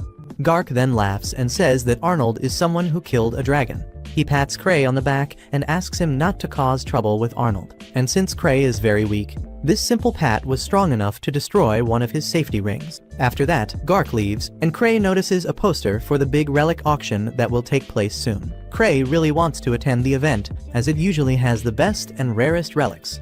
But unfortunately, he doesn't have much money in the bank. He begins to wonder if he should borrow money from Sitter, even though he has never paid back the money he borrowed from her. At that moment, a receptionist approaches him and introduces herself as Chloe, Gark's niece. She comments that her uncle seemed to be in a good mood at that moment. Then Kray says that they were talking about a new guy. He mispronounces Arnold's name completely. Citri arrives at that moment, and she leaves accompanied by Kray, passing by Arnold's group and his other treasure hunters on the way. When they reach a private room, Citri reveals a cute baby, a very powerful creature that she has trained not to harm her or even Kray. The baby jumps on Kray to play with him, but even the simple touches of this creature are strong enough to break Kray's security rings. Fortunately, Citri takes it away before Kray loses all his security rings. Kray then stops worrying about this creature. After all, he needs to carry his relics. However, he discovers that the mage of the group could not return home because they are facing a very strong boss monster in the dungeon. Fortunately, at that moment, Citri gives him a special relic that can save a spell for emergencies. Kray already has one of these, but Citri asks him to keep this relic and perhaps use it on the ring finger of his left hand. After that, she gives Kray a massage on Kray. When Kray tells her that his relics are out of mana, she asks him to leave everything to her. Citri gathers all the treasure hunters and tells them that today they will have special training in magic cultivation techniques created especially by Kray. She warns them that it will be difficult training, but that those who complete it will become magicians of the same level as Lu. Everyone is shocked to hear this, but since Citri said that Kray invented this method, they believe her. Suddenly, two elves stand up, wanting to test these new methods. Chris belittles Kray, telling him to greet his sister properly, as she is much better than him at everything. But Lapis asks Kray to behave, but even she doesn't have a very positive opinion of Kray. He knows that elves live long lives and have exceptional talents when it comes to magic, so they despise anyone who isn't a great wizard. Lapis asks Citri if she is sure that this training can turn anyone into a mage like Lucia, whom even the elves respect. Citri replies that she is, and explains that Lucia became strong through similar training. Suddenly, a mage from Sven's group named Mary volunteers to be the first, even though she is very nervous about the training. However, the training ends up being a little disappointing, as she only has to charge Kray's relics, which is very difficult, because the ring never gets fully charged, no matter how much mana Mary pours into it. Citri tells her to keep going, and after much effort, Mary finally charges the ring. Citri then tells her that there is more where that came from, and makes her charge the magic rings one by one. Finally, Mary faints from exhaustion, and Citri explains that most people's mana capacity reaches a limit in their teens, and that they cannot grow beyond that. However, if they manage to exhaust all the mana in their bodies, there is a chance to increase this upper mana limit by a small percentage. Hunters complain that this method is impractical, because it takes too long for them to recharge their mana, even for elves, but Citri has the solution. She takes a special medicine and pours a few drops into Mary's mouth, causing her to wake up quickly and then faint due to the medicine's horrible taste. Citri tells everyone that Mary's mana capacity has increased with the medicine and that her mana has also been recharged. She explains that this is how Lucia became so strong. She wasn't born with the overwhelming power she has, but worked hard, and drank a lot of this medicine to get where she is. Everyone is shocked, even Kray, who didn't know that Lucia had to go through this after carrying her relics. After that, Citri begins to provoke the elves, asking if they are not capable of doing what Lucia did, despite being a race that prides itself on its magic. So, the elves accept the challenge, and Citri calls her Chimera, with a bag containing all of Kray's relics. Kray begins to carry them one by one, and the other wizards of the clan also begin to work to become stronger. After that, Kray and Citri go to Liz's house, and this shameless girl comes out of the shower without clothes because she forgot her towel outside. Citri closes Kray's eyes so he doesn't see his sister naked in front of him, and after a short discussion, Kray tells Liz that he was planning to throw a party to celebrate her and her sister's return. Liz wants to hug Kray a lot because of this, but Citri manages to hold her back. And then, Kray says that Chino will also go with them. They go to a restaurant to eat and drink. Liz and Citri argue with each other the whole time. Citri challenges her sister to a drinking game and puts poison in her sister's drink when she isn't looking. However, Kray decides to switch the jugs, and Citri ends up drinking the spiked drink. She gets drunk very quickly because of this and starts attacking Kray. Kray, saying that he considers her a walking bag of coins. She asks him if he remembers what day he was killed, how much money he owes her, and then says that Kray must pay her with his own body. Before she can get close to him, a lion throws herself on her and pins her to the floor. Suddenly, they hear a commotion and discover that one of the treasure hunters bumped into a guy named Arnold, who has a very short temper and loves to pick fights. His minions tell everyone to treat him with respect, because he is a dragon slayer and a level 7 hunter. Hear that? Alice and Citri are curious about him. Arnold says loudly that he wants girls and drinks. Suddenly, Liz walks up to him, saying she's there to fulfill both requests, and tells her to go home. This angers Liz, and she pours the drink on his head. Everyone is horrified by this, and suddenly, Liz, furious, smashes the jug on his head. She calls him weak and unworthy of being an S rank. Arnold can't even react, until Kray arrives and takes Liz away, apologizing to Arnold, saying she is drunk. The next day, Eva tells Kray more about the hunter Liz attacked yesterday, and says that their group was clearly at fault for attacking without provocation. She says they should apologize to Arnold and his group, because he did indeed defeat a lightning dragon, and they should not make him an enemy. Kray hopes that Liz's blow was strong enough to make him forget what happened, but Eva asks him to arrange a meeting with Arnold and asks Gark to act as a mediator. And speaking of Arnold and the lightning dragon, Kray suddenly says that the dragon would surely taste divine if grilled properly. Eva is shocked to hear this, as the entire body of a dragon can be used as a precious ingredient, and no one in their right mind would dare to eat it. Kray tells her that Citri once prepared a dragon steak for him, and that it tasted very good. He reflects on how good lightning dragons must taste,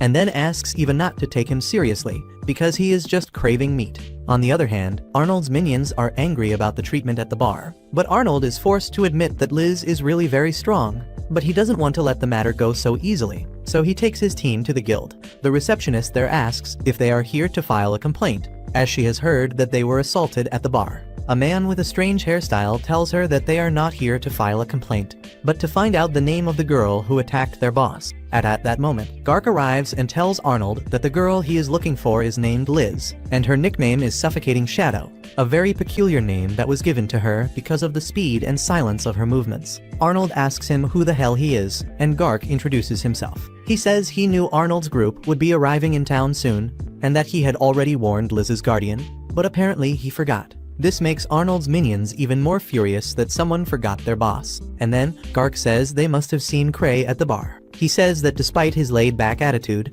Kray is actually a level 8 treasure hunter, affectionately nicknamed Thousand Tricks. The minions are terrified to hear this, but Gark calms them down, saying that Kray does not tolerate bullying. As long as they don't do anything wrong, he will probably keep Liz under his control. Then he says that Kray actually sent them a message and takes a small note out of his pocket. The note says that a lightning dragon must be very delicious, and that Arnold should bring him some of the dragon's meat. After delivering the message, Gark leaves. But now Arnold is furious.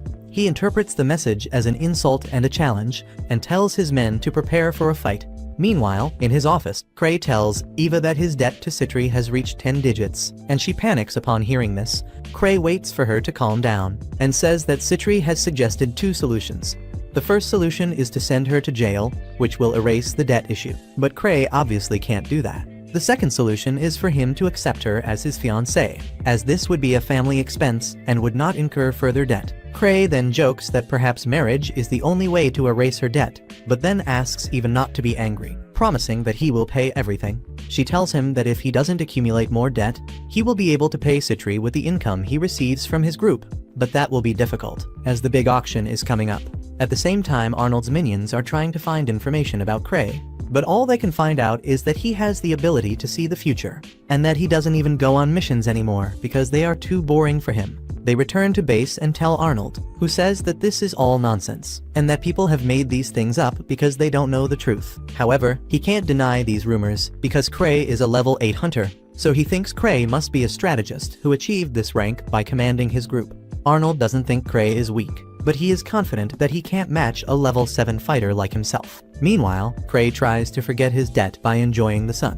When suddenly, Tino jumps onto his balcony. Because she thought he was smiling at her, she asks what she can do for him, and Kray jokingly says that he needs money. She is discouraged to hear this, but still offers to lend him some money from her savings. Kray says he won't accept anything from her because he has a 10-digit debt to Citri. Chino is shocked to hear this, but when Kray tells her that the debt can simply disappear if he marries Citri, she immediately coughs up blood, believing that Citri is trying to monopolize him. Kray tells her that it was just a joke and says that they can take a walk to lighten the mood. On the way, Tino suggests that he go to some high-level vault and find some relics that will earn him a lot of money, but Kray doesn't want to die trying. At the same time, Arnold and his group are looking for the clan's building and are shocked to see Kray alone in front of them. Kray remembers them from the bar, and the men prepare to attack him. Tino tells them to go to the basement, where they find Kray alone in front of them. Kray remembers them from the bar, and the men prepare to attack him. Tino tells them to go to the basement, where they find Kray alone in front of them.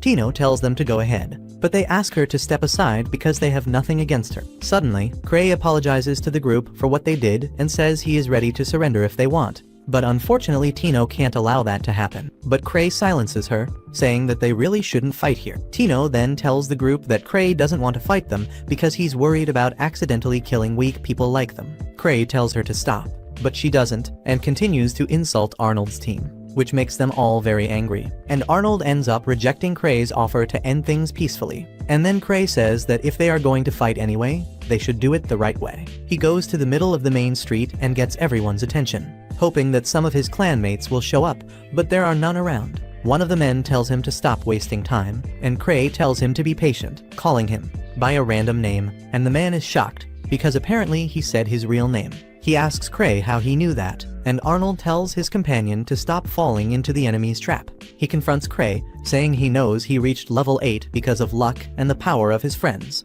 and reveals that he knows he is very weak on his own. Tino is offended by this. She tells Arnold that she will not let anyone speak ill of her master.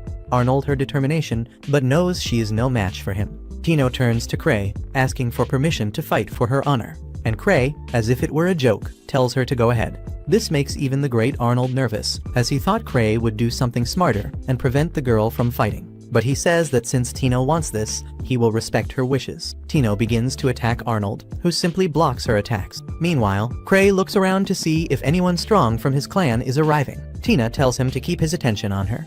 Then Kray starts cheering her on, saying that she will surely win if she tries hard. This makes Arnold furious, and he knocks Tina to the ground, and then asks Kray who he thinks he is. Kray says he is no one special, but that he will not let anyone harm his people. He takes the unique relic Lucia gave him and decides to use it to subdue Arnold. He remembers the time he asked Lucia to create a powerful long-range spell that could defeat an enemy without hurting them, and that would also not hit any bystanders. Lucia told him that this was an impossible request, but in the end, she created the spell Kray needed. Now, he uses this gravity magic to pin Arnold and his men to the ground. Arnold asks if he is a wizard, but Kray says he doesn't care about any class. He releases the strip from the effect of his spell and tells Arnold that if he wants to fight again, he must follow the proper procedures, as he is challenging a clan master. So the proper way to do this is to first defeat the 3 strongest groups in his clan, and only after that can he challenge him again. And these groups are led by very powerful people, like Ark and Sven.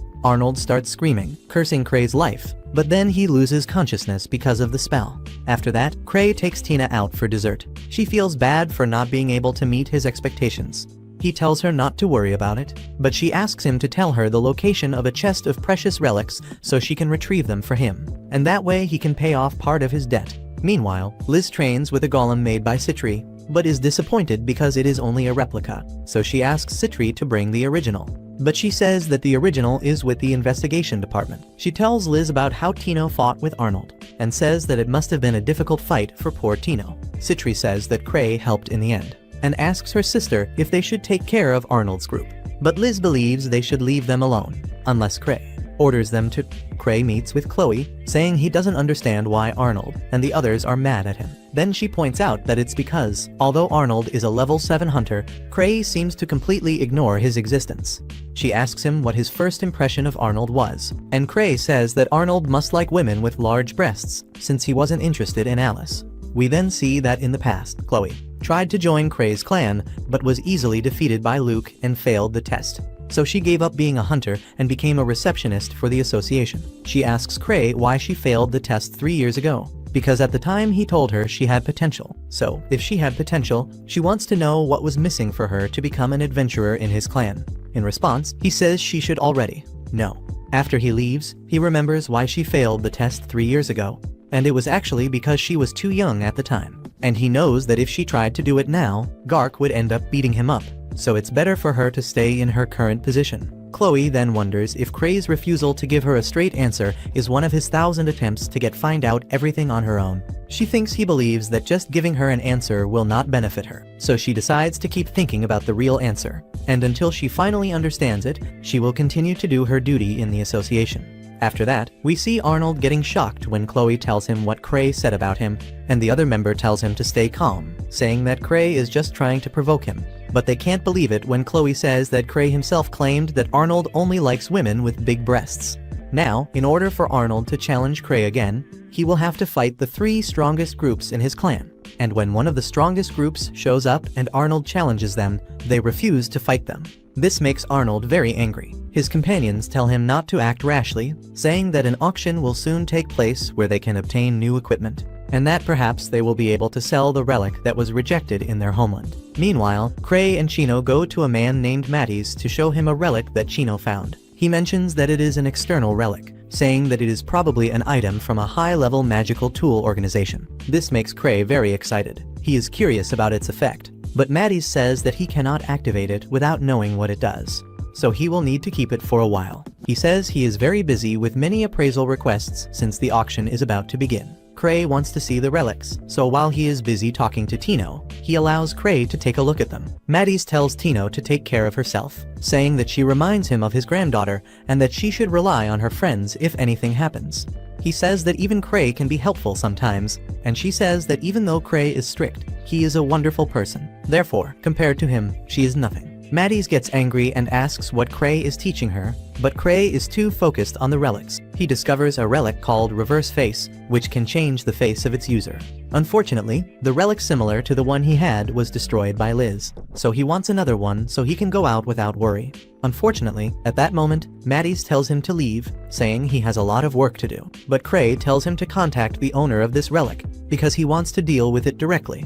After that, Tino asks Kray how he will get the money, and he says that a relic like that is not sold in stores because it can be used for crimes, so he cannot pass up this opportunity. On the way, they come across a carriage with a noble coat of arms. Tina mentions that it is the coat of arms of a very important noble family, but she is confused about what they are doing there, since nobles hate hunters. They see a girl named Eclair meeting with Ark, who says he wanted to see where Ark spends his time. She says she hates hunters, but that she likes Ark very much because he has great dignity. She sees Kray looking at her, so she asks him to stop looking, which makes Tina angry, but Kray quickly holds her back. Kray introduces himself to Eclair, and she says her father told her about him, but seeing him in person, she can't sense any strength in him, so she can't believe that Kray is of a higher level than her love, Ark. She asks if he bought his status with money, and asks him why he doesn't try to defend himself. He then says that he is always careful with his behavior, as he was taught to have good manners. After she leaves, Kray asks Ark if he has money. Ark says yes, but refuses to lend it to him, as he knows that Kray must have found another relic. Kray tells him that he needs to get it. Then Ark asks him what the relic can do. But when Kray says he can't tell him, Ark tells him he can't help him. Kray starts asking everyone to lend him money.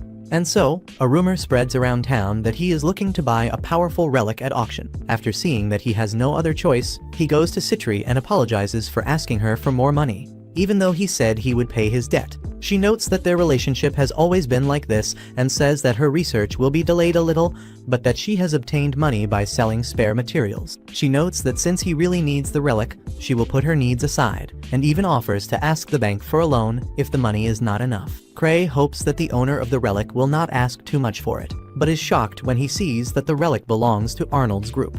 Arnold's companion tells them that this is a rare relic that they brought from the land of mist, so they won't sell it for little money. But Citri tells them that it looks scary. Arnold's companion says that they can simply put it up for auction, but Citri says that nobles don't buy relics that don't look good, so it won't sell for a high price. Arnold says that they don't even know what the relic's effect is.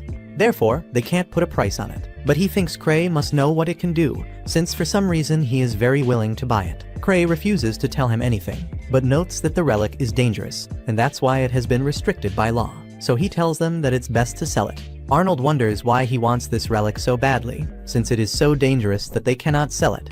Arnold begins to wonder if Kray is trying to lure them into a trap. He believes that the relic may indeed be a dangerous item, and that Kray may be trying to get them to keep it. So he decides to sell it for 10 million coins, because he knows that this relic is of no use to them, since they don't know how to use it. And falling into Kray's trap by keeping it would be the worst case scenario. And so, he suggested a price they couldn't refuse. Kray accepts, and Arnold is happy thinking he has won the negotiation. But Kray asks Citri if it is okay to buy it for such a cheap price. She says that they were the ones who suggested a price. Then, when they are about to buy it, other hunters start offering more money for it, and Claire offers 100 million to buy it. After that, Eva tells Kray that everyone thinks it's the strongest relic in the world, since he was borrowing money to buy it. But Kray mentions that its only use is to avoid being recognized. She tells him to stop increasing his debt. But Citri arrives with 800 million coins and reveals that she was saving this money for her wedding to Kray, but that she will spend it all for his sake. Eva is furious with her for allowing Kray to spend her money, so they end up arguing. After that, Kray and Citri go to meet Claire to discuss the relic. She admires his attitude of presenting himself so openly, but tells him that the only thing he has to overcome Ark is his level. He reveals that some people really comment that Ark is his enemy, being his main rival, but he doesn't think so. He considers Ark a friend. She thinks Kray is mocking Ark, so she takes his sword and starts saying that Kray must have gathered many relics to reach level 8, which means his strength is fake. She then decides to win the relic at the auction and give it to Ark to help him become stronger. But Kray tells her that Ark wouldn't be happy about that, because a relic isn't what makes a person strong. Upon hearing this, Claire starts crying, saying she will get the relic and give it to Ark. Ark wouldn't be happy about it, because a relic isn't what makes a person strong. Upon hearing this, Claire starts crying, saying she will get the relic, no matter what. But Citri tells her that even though she is a noble, she doesn't have an unlimited amount of money. Citri knows that Claire only has 100 million and reveals that their budget is 200 million. Therefore, her defeat is already guaranteed. But she says that if Claire manages to raise more than 200 million, they will admit defeat. Claire ends up telling her father about the situation, and he says that they cannot back down, because it would tarnish the family name. So he asks his advisor how much they can spend. He says they can take 500 million coins from the family's savings, plus a 500 million loan from a company. But he says the loan will have high interest rates. Claire says that Kray's budget is only 200 million, so they only need more than that. But the advisor tells her that no competitor would reveal their actual budget. Her father tells her to win at all costs, no matter what happens. And soon after that, we learn that Citri has a budget of 950 million. But she is still not sure they can win. Kray tells her she has done enough, and Alice offers to steal the relic if they lose. But Citri tells her it's not a good idea, as Kray would be the prime suspect. They arrive at the auction, and meet up with Chino and the others. Kray realizes that everyone is wondering about the ultimate relic he is looking for, so he asks Chino to bid for him instead. The auction begins, and as the relics are sold, Alice asks when the mask will appear. But Kray says it is the last item, as there are many people interested in it. Kray is disappointed that he cannot bid on other items, because if he does, he will not have enough money for the mask. Next, a sword appears, and Chino looks at Kray for his signal. He fights with all his strength against his addiction, but when the next items appear, he begins to lose control. He is about to make an offer, but he thinks about what Citri would think of him. However, he realizes that she would forgive him, so he prepares to give everything he has. But the next item is the golem of the Tower of Akasha, and he realizes that Citri wants it. But she tells him not to worry, because if he does, they won't have enough money for the mask. She tells him that it's not that important, but Kray can see how much it means to her. He then decides to win it for her, and the offer reaches almost 300 million. Then Citri starts to worry, but Kray thinks that this is actually just her money. The bid reaches 500 million, but Kray continues to bid and offers all of his 950 million budget, but is still outbid. The golem ends up being sold for 1 billion, and we see that Kray won thanks to his trump card, which in this case was a check made out to Lucia. He wonders if it was right to use all of his sister's savings, and after winning, he talks to Tino, and Gilbert asks him what he did. He will do it with the mask, but he says he has already achieved his goal, and even decides to leave. So, the auction for the mask begins, and he remembers Claire saying she would give the mask to Ark. Then he realizes he can still get it. So he meets Ark the next day, and orders him to go see Kray, informing him that the relic she won is dangerous. Ark's companion says that Kray is being very vague, and Ark asks him if he will need to use his weapon. Kray says it would be best not to attack it. And then, we see Kray depressed, telling her father that she won an auction. But the advisor says that Kray left early, so he didn't care that much about this relic. They comment on how much money Kray spent on that golem, so they know that Kray simply let them win. She is frightened when she looks at the mask, and says she is a loser. But suddenly, the mask asks if she wants to have power. The girl begins to hesitate, until suddenly she is possessed by the mask. Meanwhile, Ark arrives at Kray's house. He is told that she has locked herself in her room. Suddenly, a loud bang is heard, so they rush to take a look and find Kray wearing the mask. As she throws it, a guard falls away. Ark asks her what happened. Then, she says she won the strongest relic for him. He thanks her and asks her to give him the relic, but she sees that he has her sword and refuses to do so just because of the weapon. At that moment, Arky remembers Kray's warning about not taking his weapon. Kray begins to lose control, so Ark orders his group to prepare to fight, and warns them that they must avoid hurting Kray. She refuses to lose to anyone and attacks Ark with a sword. Meanwhile, Arnold's group is very happy because they managed to sell that mask for 200 million. However, they meet Alice and Citri waiting for them. They say that the plan they obtained is part of Kray's plan, so they ask for a share of the money. Arnold's companion finds this ridiculous, but Citri says she is willing to sell the antidote for about 10 million. She asks if they noticed that their drinks tasted strange, and suddenly everyone feels sick. Then Arnold realizes he has no choice but to buy the antidote from her. Back at the clan's office, Kray organizes a party to thank Ark. When he arrives, he gives Kray the mask. Kray is very excited to finally have his face reversed, and Kray thanks him for sending Ark. Kray is very happy with the mask. Ark warns him that it is very dangerous, but Kray doesn't care and puts it on immediately. The mask clings to his face and evaluates him, but it discovers that all his their attributes are very low and that he doesn't even have motivation. Therefore, the mask has no way to possess him, and so it removes itself from his face. Kray realizes that this is not a reverse face, but he also likes this relic because it can talk. Kray finally decides to give it to him. At the same time, Alice and Citri return with the money, and everyone enjoys the party. Kray, upon discovering what happened to Kray, becomes depressed when he realizes that he must be weaker than her. That's why the mask didn't activate with him. The second season begins with us returning to the past, where little Tino is getting ready to go out. She puts a beautiful brooch on her clothes and goes out on the street, where she is greeted by people.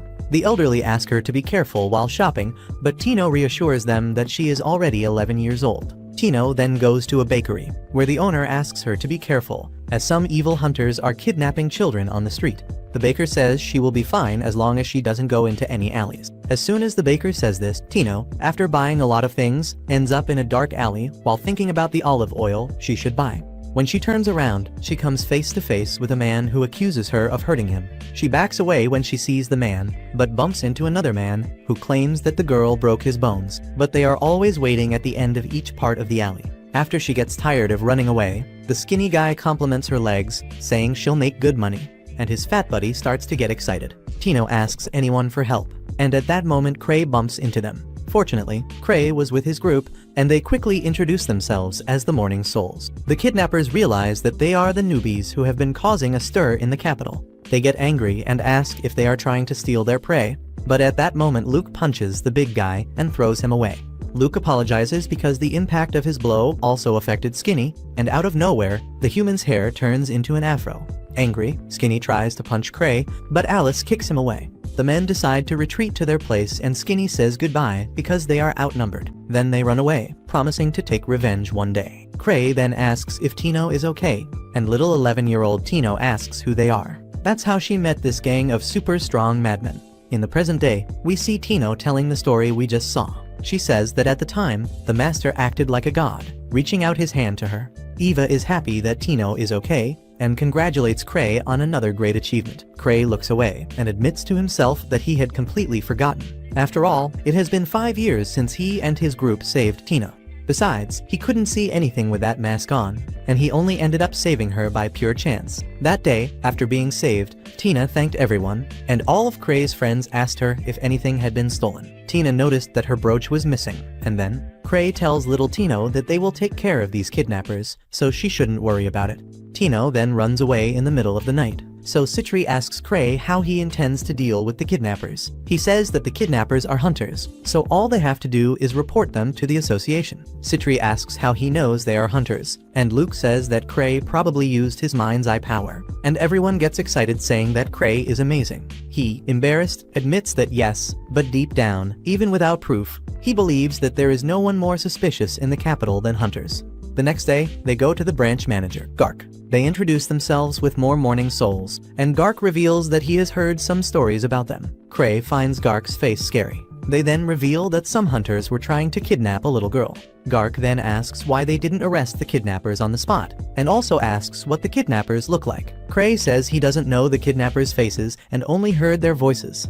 Gark asks why, and the answer is easy. It was because they were wearing these masks. Luke says that these masks are cool, and by wearing them, they are training their mind's eye, just like Kray. Kray says that the girl who helped them can describe their faces, but Gark gets angry and says that there are many hunters in the capital. Finally, Kray asks what they should do if the kidnappers try to take revenge, and Gark gives Kray's group permission to do whatever they want.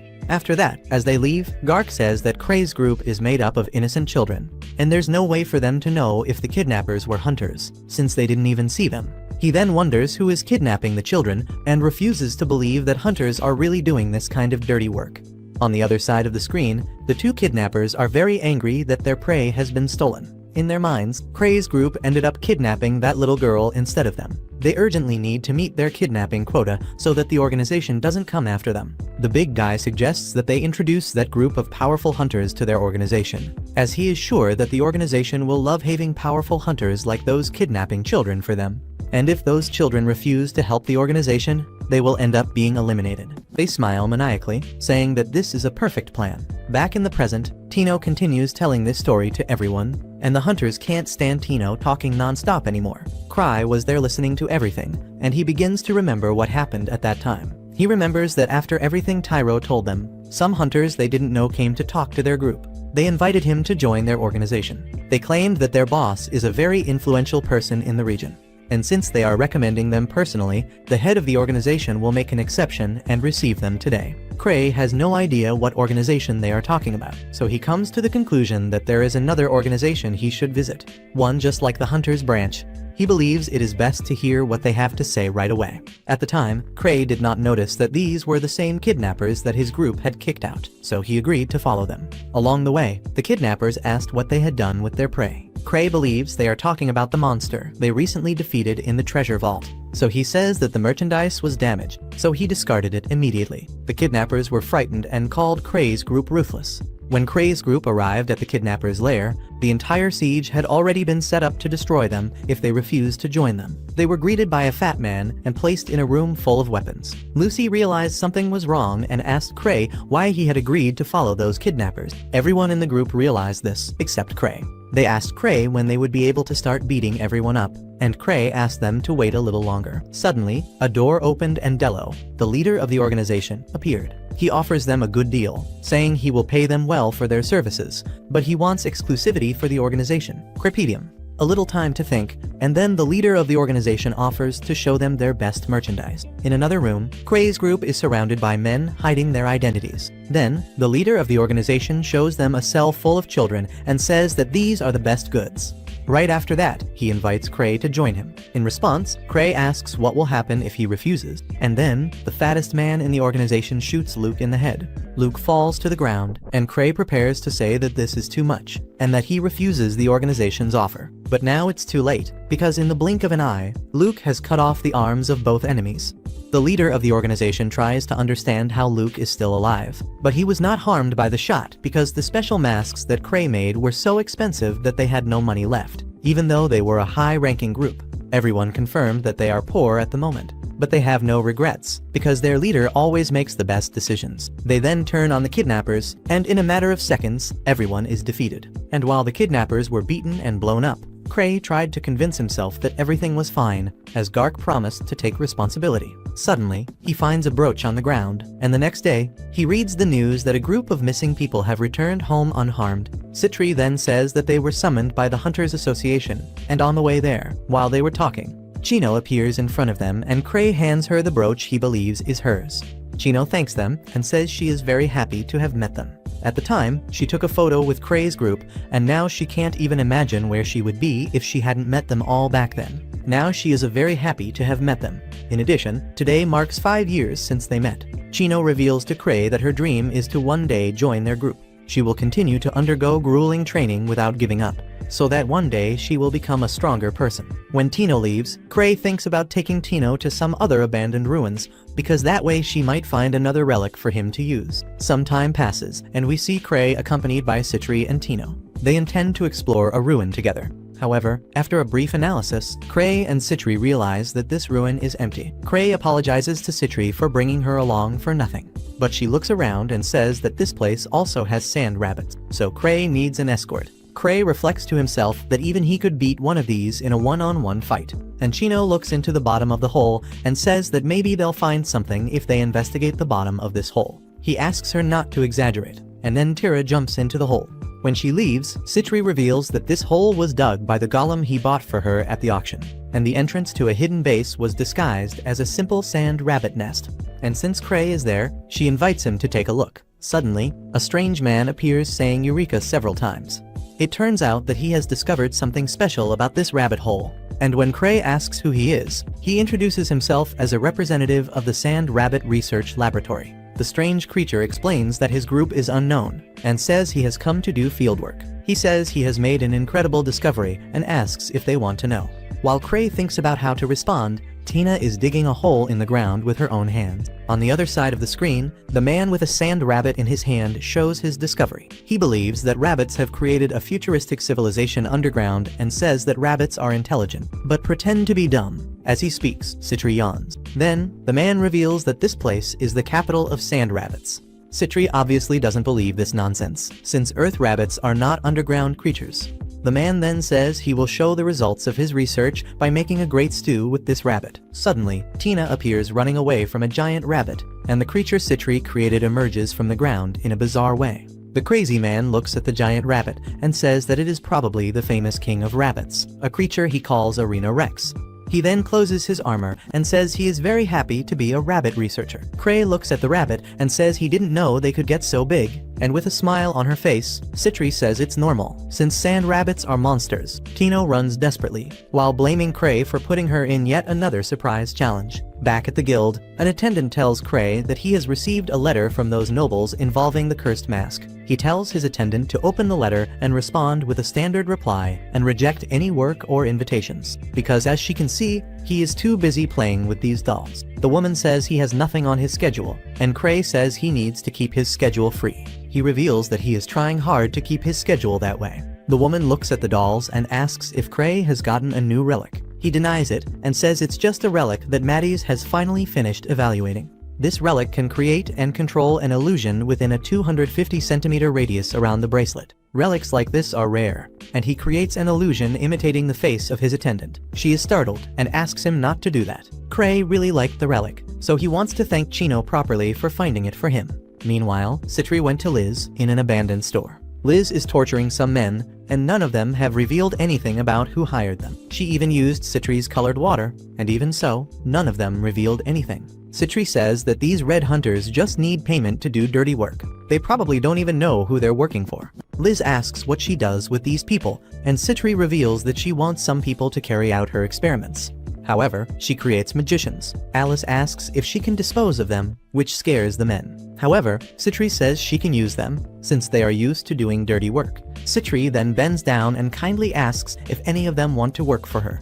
Alice comments that working for Citri is a way to become a man. It's worse than dying, and since the men didn't say anything, Liz hit them some more. When night falls, we see Tino complaining about the giant rabbit challenge. Kray apologizes and says he will reward her with what he won, with one of his relics. At that moment, Liz opens the door and says that Tino is very weak, so Kray should give her something to make her a little stronger. Citri agrees with this, saying that something that increases her physical abilities should help Tino a lot. Tino tries to refuse because she doesn't want to depend on a relic, but Liz fights with her for running away from a sand rabbit. Kray decides to test some relics on her.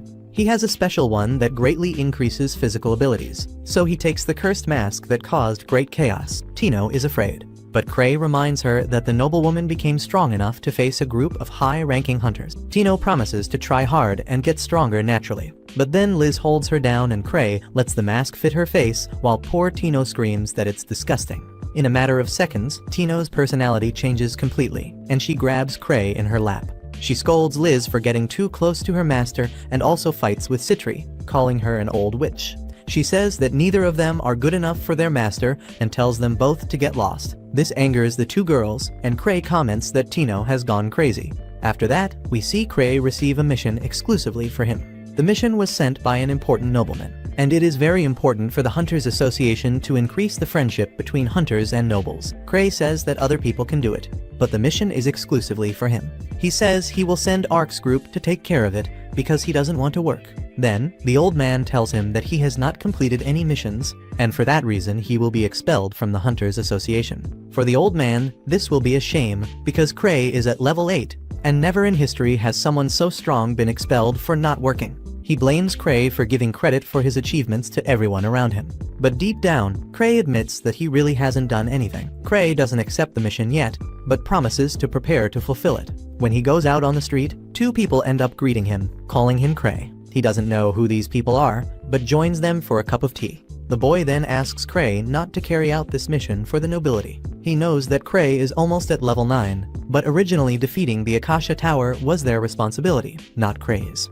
The boy says he can't let Kray do everything, and in response, Kray just agrees with everything and says he doesn't want to get involved in these dangerous things and doesn't intend to go up to level 9. The boy thanks Kray for his understanding, and suddenly, Arnold and his group show up wanting to pick a fight with Kray. At that moment, the boy and his partner decide to deal with Arnold as a way of thanking Kray for his understanding. It turns out that this boy is Art Baron, and the girl is called Mary, and both are members of the Hidden Curse group, which is a clan of magicians led by the strongest magician in the capital, called Abyssal Hell. Upon discovering the boy's name, Kray asks to go to the bathroom, and then he escapes through the window, because he doesn't want to pick a fight with the old master of the Hidden Curse group. On the street, to hide his identity, he uses Ark's face, but he has not yet mastered the artifact, so the face is glowing and attracting everyone's attention.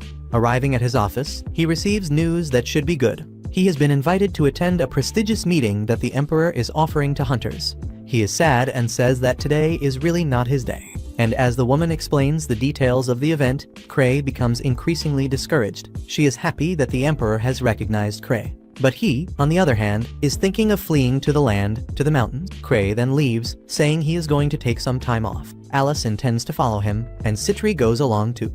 But Citri is still concerned about the investigation of the Tower of Akasha.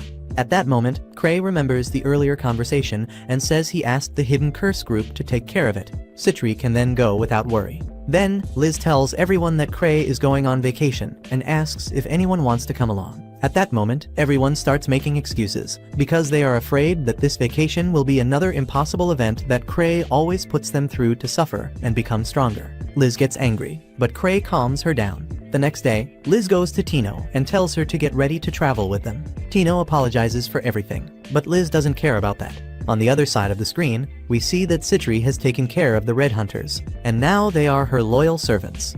She asks them to greet Kray, but they remain silent, so she presses a button, causing them to be electrocuted. Thus, they finally begin to act like better people. Kray asks if they are her friends, and she says yes. Liz arrives with Tino, and the poor rookie is afraid of dying in Kray's next challenge. They finally begin to leave, and the weather begins to close in. Arnold's group quickly discovers that Kray is leaving town, and Arnold is very angry that Kray escaped from them through the bathroom window, so he's going after them. Gark also discovers that Kray has left the capital, but he didn't take the special mission with him, so he orders this beautiful girl to go after him with the mission, because she hashes very important data. She joins a group of hunters to follow the trail of Kray, and on the way out of town, she ends up meeting Arnold. At the same time, terror begins in the city with horrible news, which makes the hunters believe that Kray has deceived them again, and now they will have to participate in a very difficult event where everyone could end up dying. On the way, Kray remembers that he is going to the same city where Gark wanted him to carry out a mission. But for him, all he has to do is stay out of trouble and everything will be fine. Along the way, they take a break and Liz trains Tino, forcing her to run after her and catch up. Otherwise she will have to do 1,000 push-ups. Suddenly, Liz stops in front of Citri and asks if she has anything to increase the difficulty of the training, such as lightning or something like that. Citri remembers that she has a tool to generate lightning and throws it in Liz's direction. Tino just watches while Liz says that Tino must be strong enough to survive a lightning bolt. Upon hearing this, poor Tino runs away so she won't die. But Kray reminds her that she can use the mask to survive. Tino refuses to wear the mask, so Liz makes her get hit by the first lightning bolt. Fortunately, Tino doesn't die, but Liz is now excited to test how many lightning bolts she can take directly to her body. Citri tries to calm Kray down by saying she has many healing potions, but Kray tries to say that this should be a vacation trip. However, it is already too late, and he does not know if Tino will survive. A while later, inside a tent, Kray tells Liz that she can't train Tino. She asks him why, and he says that they are on vacation and shouldn't exert themselves. He forbids any kind of training, which shocks even Citri. Meanwhile, poor Tino is dead beside them, and her body still has stored energy. Kray then continues to forbid the two girls from committing acts of violence, and they are even more shocked. However, Citri realizes that Kray is telling them to stop training because he wants them to have more life and death fights. Kray tries to tell them that they should just have fun during the holidays, but it's too late and the two girls have already misunderstood everything. Close to Kray, Tino comes back to life, but she is still scared after having died a few times. At the same time, we see that the two groups that were after Kray have reunited to follow him. Fortunately, thanks to the help of Arnold's group, everyone has been able to move faster, because even though they are a bunch of idiots, they are still strong and can easily defeat any monster. They know that Kray is heading for the city of Ilan and are approaching as fast as they can. Meanwhile, in the city of Ilan, Kray and the girls are in a hideout belonging to Citri, and due to the orders that Kray gave to Citri and Liz, they have put aside their weapons and dangerous objects. Suddenly, Liz enters through a hidden door and finds some potions, including a powerful aphrodisiac. She also finds some erotic clothes, and at that moment, Liz runs after her to stop her from looking at her underwear. At the same time, Tino is looking at Kray with great fear, but he reassures her by saying that this is a vacation trip and that they are not going to fight. The girls ask what that was, but Kray says it was just a natural phenomenon, while Citri wonders if these additional lightning bolts were caused by her overuse of her lightning potion. Outside, we see the knights ready to fight. Arnold's group has already arrived in the city, and they ask the guards what is happening. They point to the sky and say that it is to blame. Arnold looks up at the sky and sees a lightning spirit. Everyone is shocked, as lightning spirits are high-level elementals, and one of these should not be in a peaceful city. A member of Arnold's group comments that this elemental may even be stronger than the dragon they defeated. Arnold wonders where Miltrix is, since he is strong and should defeat this creature. He then tells everyone to hold out until Kray appears to defeat the creature.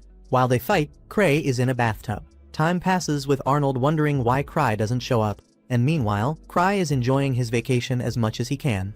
When Kray finishes his bath, Liz appears showing Citri's outfit, which is basically a single string, and Citri quickly hides her secret underwear and apologizes for the inconvenience.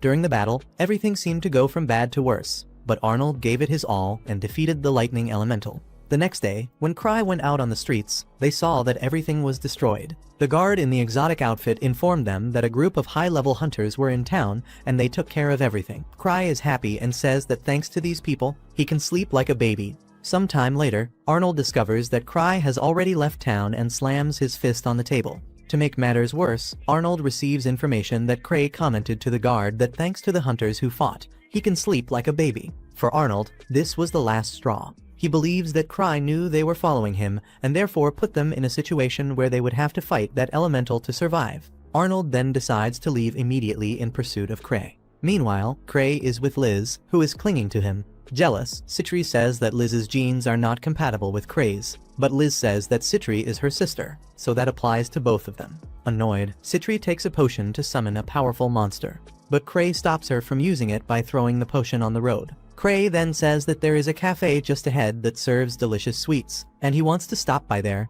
Liz says she doesn't like sweets, and Citri says the same. Meanwhile, Tino is afraid. She believes that sweets may be a code for something scary that even Liz and Tino don't like. At the same time, the contents of Citri's potion spill out along the way, and a horde of intelligent creatures prepare to fight to the death the next day. Further ahead, we see many hunters gathering to participate in a great fight. Citri, pretending to be an ordinary girl, asks what is happening, and then the man informs her that a horde of orcs has camped in the nearby mountains, and if a group of that size attacks them, the city will suffer great losses. That's why reinforcements from the region have been gathered to deal with them. At that moment, Liz also appears, pretending to be an ordinary girl. They fight for attention here on the channel, but I prefer to show Tino afraid that something horrible will happen and Kray laughing at the two of them. Poor Tino was beginning to believe that candy means orcs, and then Kray says that tomorrow he is eager to enjoy some chocolate candy. He invites Tino to come with him since Liz and Citri don't like candy, and poor Tino loses consciousness just thinking about accompanying Kray. Later, we see Citri's group of servants wanting to escape, but they can't do anything because of their collars. Suddenly, the creatures Citri created go crazy and go after the orcs to destroy them. The orcs are quickly slaughtered by Citri's creatures, and the orc leader doesn't understand anything that is happening. With no options left, the orc leader orders everyone to retreat. At the same time, Tino is increasingly frightened by the fact that Kray wants to eat orcs with chocolate syrup. Meanwhile, Arnold and his group find the potion to attract Citri's monsters. They wonder why someone left it in the middle of nowhere, and the red-haired guy says that the potion's effect must have worn off over time. Perhaps this theory is true, but suddenly the group of orcs rushes towards them, and at the same time, Kray is relaxing in the bath again. Arnold's group faces the horde of orcs and notices that the orcs are injured, but suddenly the orcs become even more irritated, perhaps due to the effect of Citri's potion. After his bath, Kray grabs a bowl of strawberry ice cream, and Tino is still thinking about the orcs. At the same time, Arnold's group is having trouble dealing with the orcs. They have been fighting for several minutes, and Arnold himself is getting angry because he doesn't want to waste time with mere orcs. Meanwhile, Kray is in his room ready to sleep, until Liz suddenly appears saying she is going to sleep with him. Then, out of nowhere, Citri appears using a special door that was hidden by a picture of her. Liz asks where she came from, and Citri reveals that she was in the bathroom. While they fight to sleep with Kray, he simply curls up in bed while thinking about the candy he will eat the next day. Meanwhile, Arnold is facing the orc leader, until out of nowhere another element appears, this time one of fire, and Arnold yells that he will make Kray pay. The next day at the candy store, we see Kray excited to eat, but Tino is afraid, believing that everyone around her must be orcs. Kray then begins to tell Tino that Liz and Citri are nice people, albeit a little over the top, but he asks Tino to trust them. But Tino's problem isn't Liz or Citri. She reveals that she's afraid of the trial Kray wants to put her through. She asks where the orcs will come from, until out of nowhere, two hunters start saying that the orcs were turned into charcoal the night before. Then Tino finally reveals that she thought eating candy was actually eating orcs. She was afraid all this time, thinking she would have to go through a great trial. She cheers up, takes her candy, and promises never to doubt Kray again. Meanwhile, Arnold and his group finally arrive in the city, where they are welcomed with a big festival to celebrate their victory. They are recognized as the heroes who defeated the orcs and a fire elemental. Kray notices Arnold passing by as a hero and suggests leaving soon. But before leaving, Liz begins to mock them, saying that they did well to defeat a bunch of weak orcs. This irritates Arnold, and he decides to follow them. But a group of single mothers with a lot of love to give surround Arnold and pour all their love on him. So Arnold leaves for the next town, and after seeing Arnold, Kray decides to take a shortcut through the mountains to escape from the man who wants to confront him. Liz and Citri are happy and comment that their vacation is finally going to begin, while Tino, on the other hand, is sad because this area is full of dangerous monsters. Kray is now determined to show Arnold how good he is at running away, while Arnold and his group are still stuck receiving their honors as heroes who saved the city. Tino has already accepted his death, and in the forest, an even worse creature is eager to cause more trouble. During their journey, Tino gets scared by the terrifying monsters that appear along the way. Fortunately, she hasn't had to act yet, since the Giga Chad created by Citri is effortlessly destroying every creature that crosses their path. The group keeps moving north, toward the Galist Mountains, a region completely infested with monsters. Citri mentions that in these lands dwell the legendary lost giant demons. Curious, Kray asks what they look like, but Citri admits that no one really knows because everyone who has ever seen them ended up dead. Meanwhile, Liz watches through the window, observing the strange creatures outside. Kray notices that she looks a bit sad for not being able to train, and he tells her that defeating monsters doesn't really count as training, since for them, that's something natural. Excited by his comment, Liz invites Tino to go punch some monsters together, and, as always, Kray offers Tino his creepy mask. But for Tino, both options are terrible, so, without thinking twice, she runs off into the forest. Unfortunately, the whole Tino fighting forest monsters arc was cut from the story, so we only know that she suffered a bit more. Moving forward, the group comes across two paths, one that looks safe, and one that looks extremely dangerous. However, according to Citri's servants, the safe path is actually a trap set by bandits. Even after hearing that, Kray decides to take the prettier path. Sometime later, everything turns out fine, no monsters appear, and Kray is happy they made it through safely. He decides to go fetch some water, while, on the other side, Arnold's group arrives at the same crossroads. Everyone believes it must be another one of Kray's provocations, but Arnold thinks it's impossible that everything so far could have been planned by him. However, Kray's guild members insist that he's absolutely capable of such things, and they even remind everyone that they themselves have been victims of Kray's trials before. While Kray goes to fetch water, Liz suddenly appears, jumping out of the river and kicking a giant fish straight out of it. Later,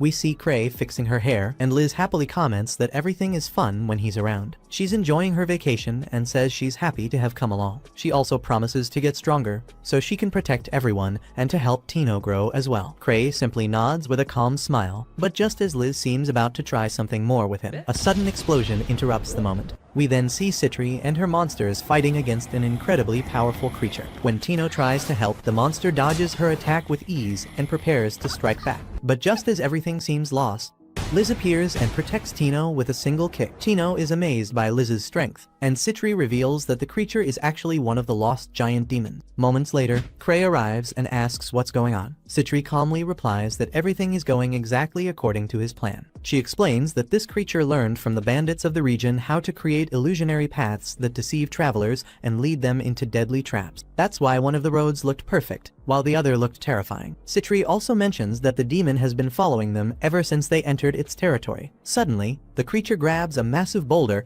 and throws it straight at Kray, shouting for him to die. Before it can hit him, Liz catches the rock mid-air and throws it back with all her strength, telling the demon to die instead. The rock hits the target directly, but to everyone's shock. While Citri comments that the demon can even speak, Liz realizes that her attack didn't even make him flinch, and warns that if the battle drags on, Tino could end up dying, since she's the weakest of the group. At that moment, the demon stands back up, and the wound on its stomach heals instantly, showing just how dangerous it truly is. Meanwhile, Arnold's group is still debating which path to take, until Arnold finds a message sent by Liz and becomes visibly irritated. Back on the other side, Kray decides to retreat after all. He jokes that he's the weakest in the group and doesn't want to die for nothing. Citri informs him that the creature is still following them, and asks if she should use someone as bait. Kray immediately refuses, so she comes up with another brilliant idea. She suggests throwing another monster-attracting potion inside the demon's territory. According to her, this would increase their chances of escaping by 50%,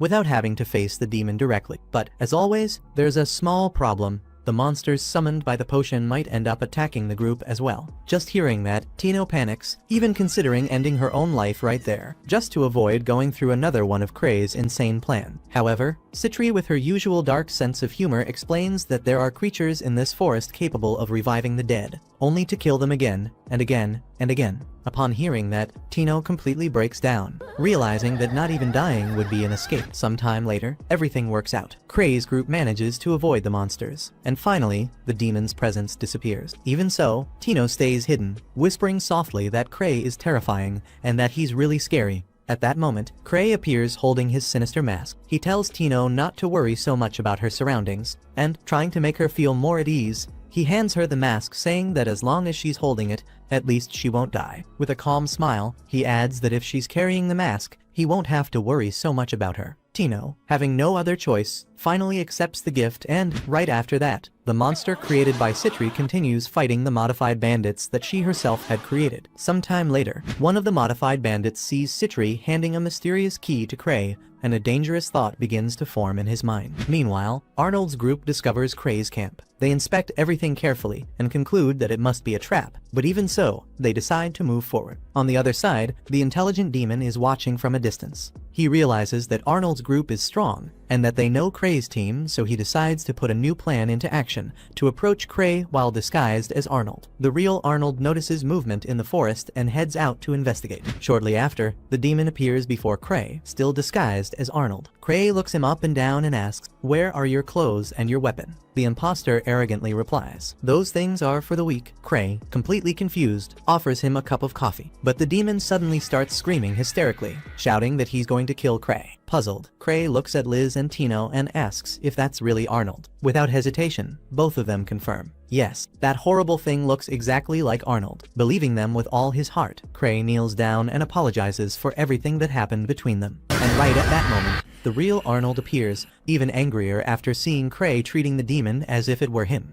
Consumed by rage, Arnold raises his sword and strikes Kray with all his strength, trying to kill him. But Kray is wearing billions of magical rings that protect him from fatal attacks, and the sword is completely reflected. Arnold can't understand what just happened. To him, it looks as if Kray performed a perfect parry. At that moment, the demon drops his disguise, revealing his true monstrous form and roaring that he'll kill everyone there. But Citri and Liz are already prepared. They plan to eliminate him right away. Kray then points at Arnold and says that the demon tricked him, making him apologize to the wrong person. But that only makes Arnold even angrier. He rushes forward and lands another hit on Kray. Furious, Arnold surpasses his own limits and unleashes a powerful lightning element attack. At that moment, Kray notices that Tino is about to be hit, so he steps forward to protect her, sacrificing yet another one of his precious resistance rings that defend him from lethal damage. Arnold shouts at Kray to use a weapon or attack with magic, but Kray calmly replies, "I'm a pacifist. I'd rather not fight." Arnold attacks again, hitting Kray on the foot, but the result is the same. Nothing works.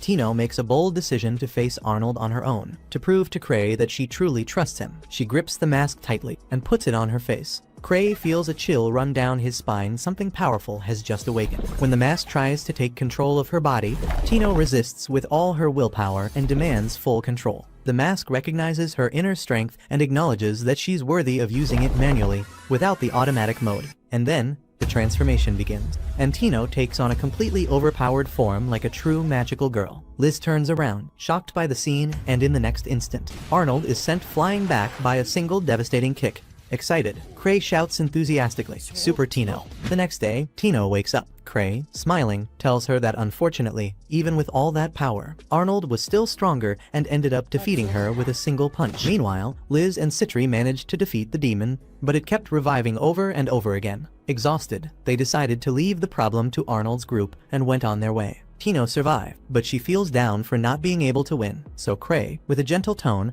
tells her that even his own companions have lost many times before. He reminds her that Liz herself was defeated several times before becoming as strong as she is now, and he promises that one day, Tino will become an incredible hunter. Liz blushes at the revelation, and Tino promises to train as hard as she can. She asks Kray if he'll ever officially accept her into his group, and he answers that he will, which makes everyone smile happily at the result. Meanwhile, Arnold's group finally eliminates the demon. The members of Kray's guild realize that since the beginning of their journey, Arnold and his allies have grown tremendously, becoming true heroes with great achievements. Even so, Arnold still believes he's being manipulated by Kray, and vows to find him again and defeat him once and for all. After a while, we see that our hunters are near the city of Sulz, a place famous for its hot springs and beaches. We see Tino watching someone with admiration, and that someone is Citri and her perfect body. Citri asks Tino to get plenty of rest after everything that has happened, and when she finishes saying this, we can see a set of suspicious vials on her arm. Meanwhile, Kray is very happy to be in a luxury inn far from any problems.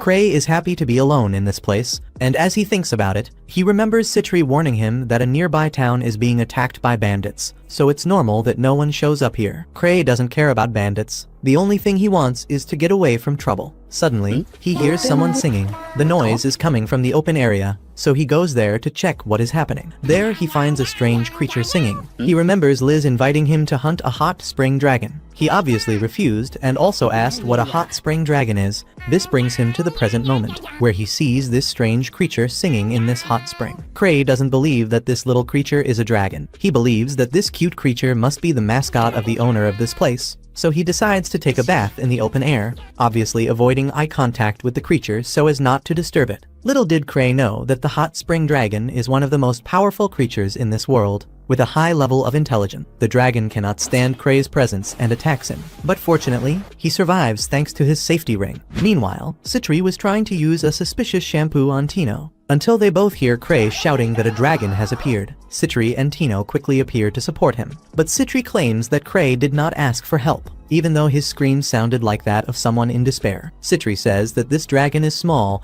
and that Kray must have called their attention so that Tino would fight this dragon. The dragon attacks them both with its jet of hot water, and they easily dodge it. Tino comes to the conclusion that Kray wants her to overcome her embarrassment by fighting in this outfit that could fall off at any moment. But when she takes her first steps to overcome her shame, her towel falls off, and she is very embarrassed. A while later, we see that Tino has managed to knock out the dragon. Liz laughs nonstop at the weak dragon, but Kray says that even though it is weaker, it is still a dragon. Liz then congratulates Tino, saying that she is officially a dragon slayer. Tino is happy and says she has been feeling her body stronger since she merged with that mask. They then begin to discuss what to do with the dragon. Liz suggests that they eat its meat, but Kray says that this innocent dragon does not deserve to die like that. The dragon, who is listening to everything, is very happy that Kray spared his life. In the background, a man is frightened by what is happening, and at the same time, the girls say that Kray is the only human who has ever tamed a dragon. A while later, we see that the man who was watching Kray is one of the bandits that Citri tortured. He tells Kray that his friends stole the key and ran away.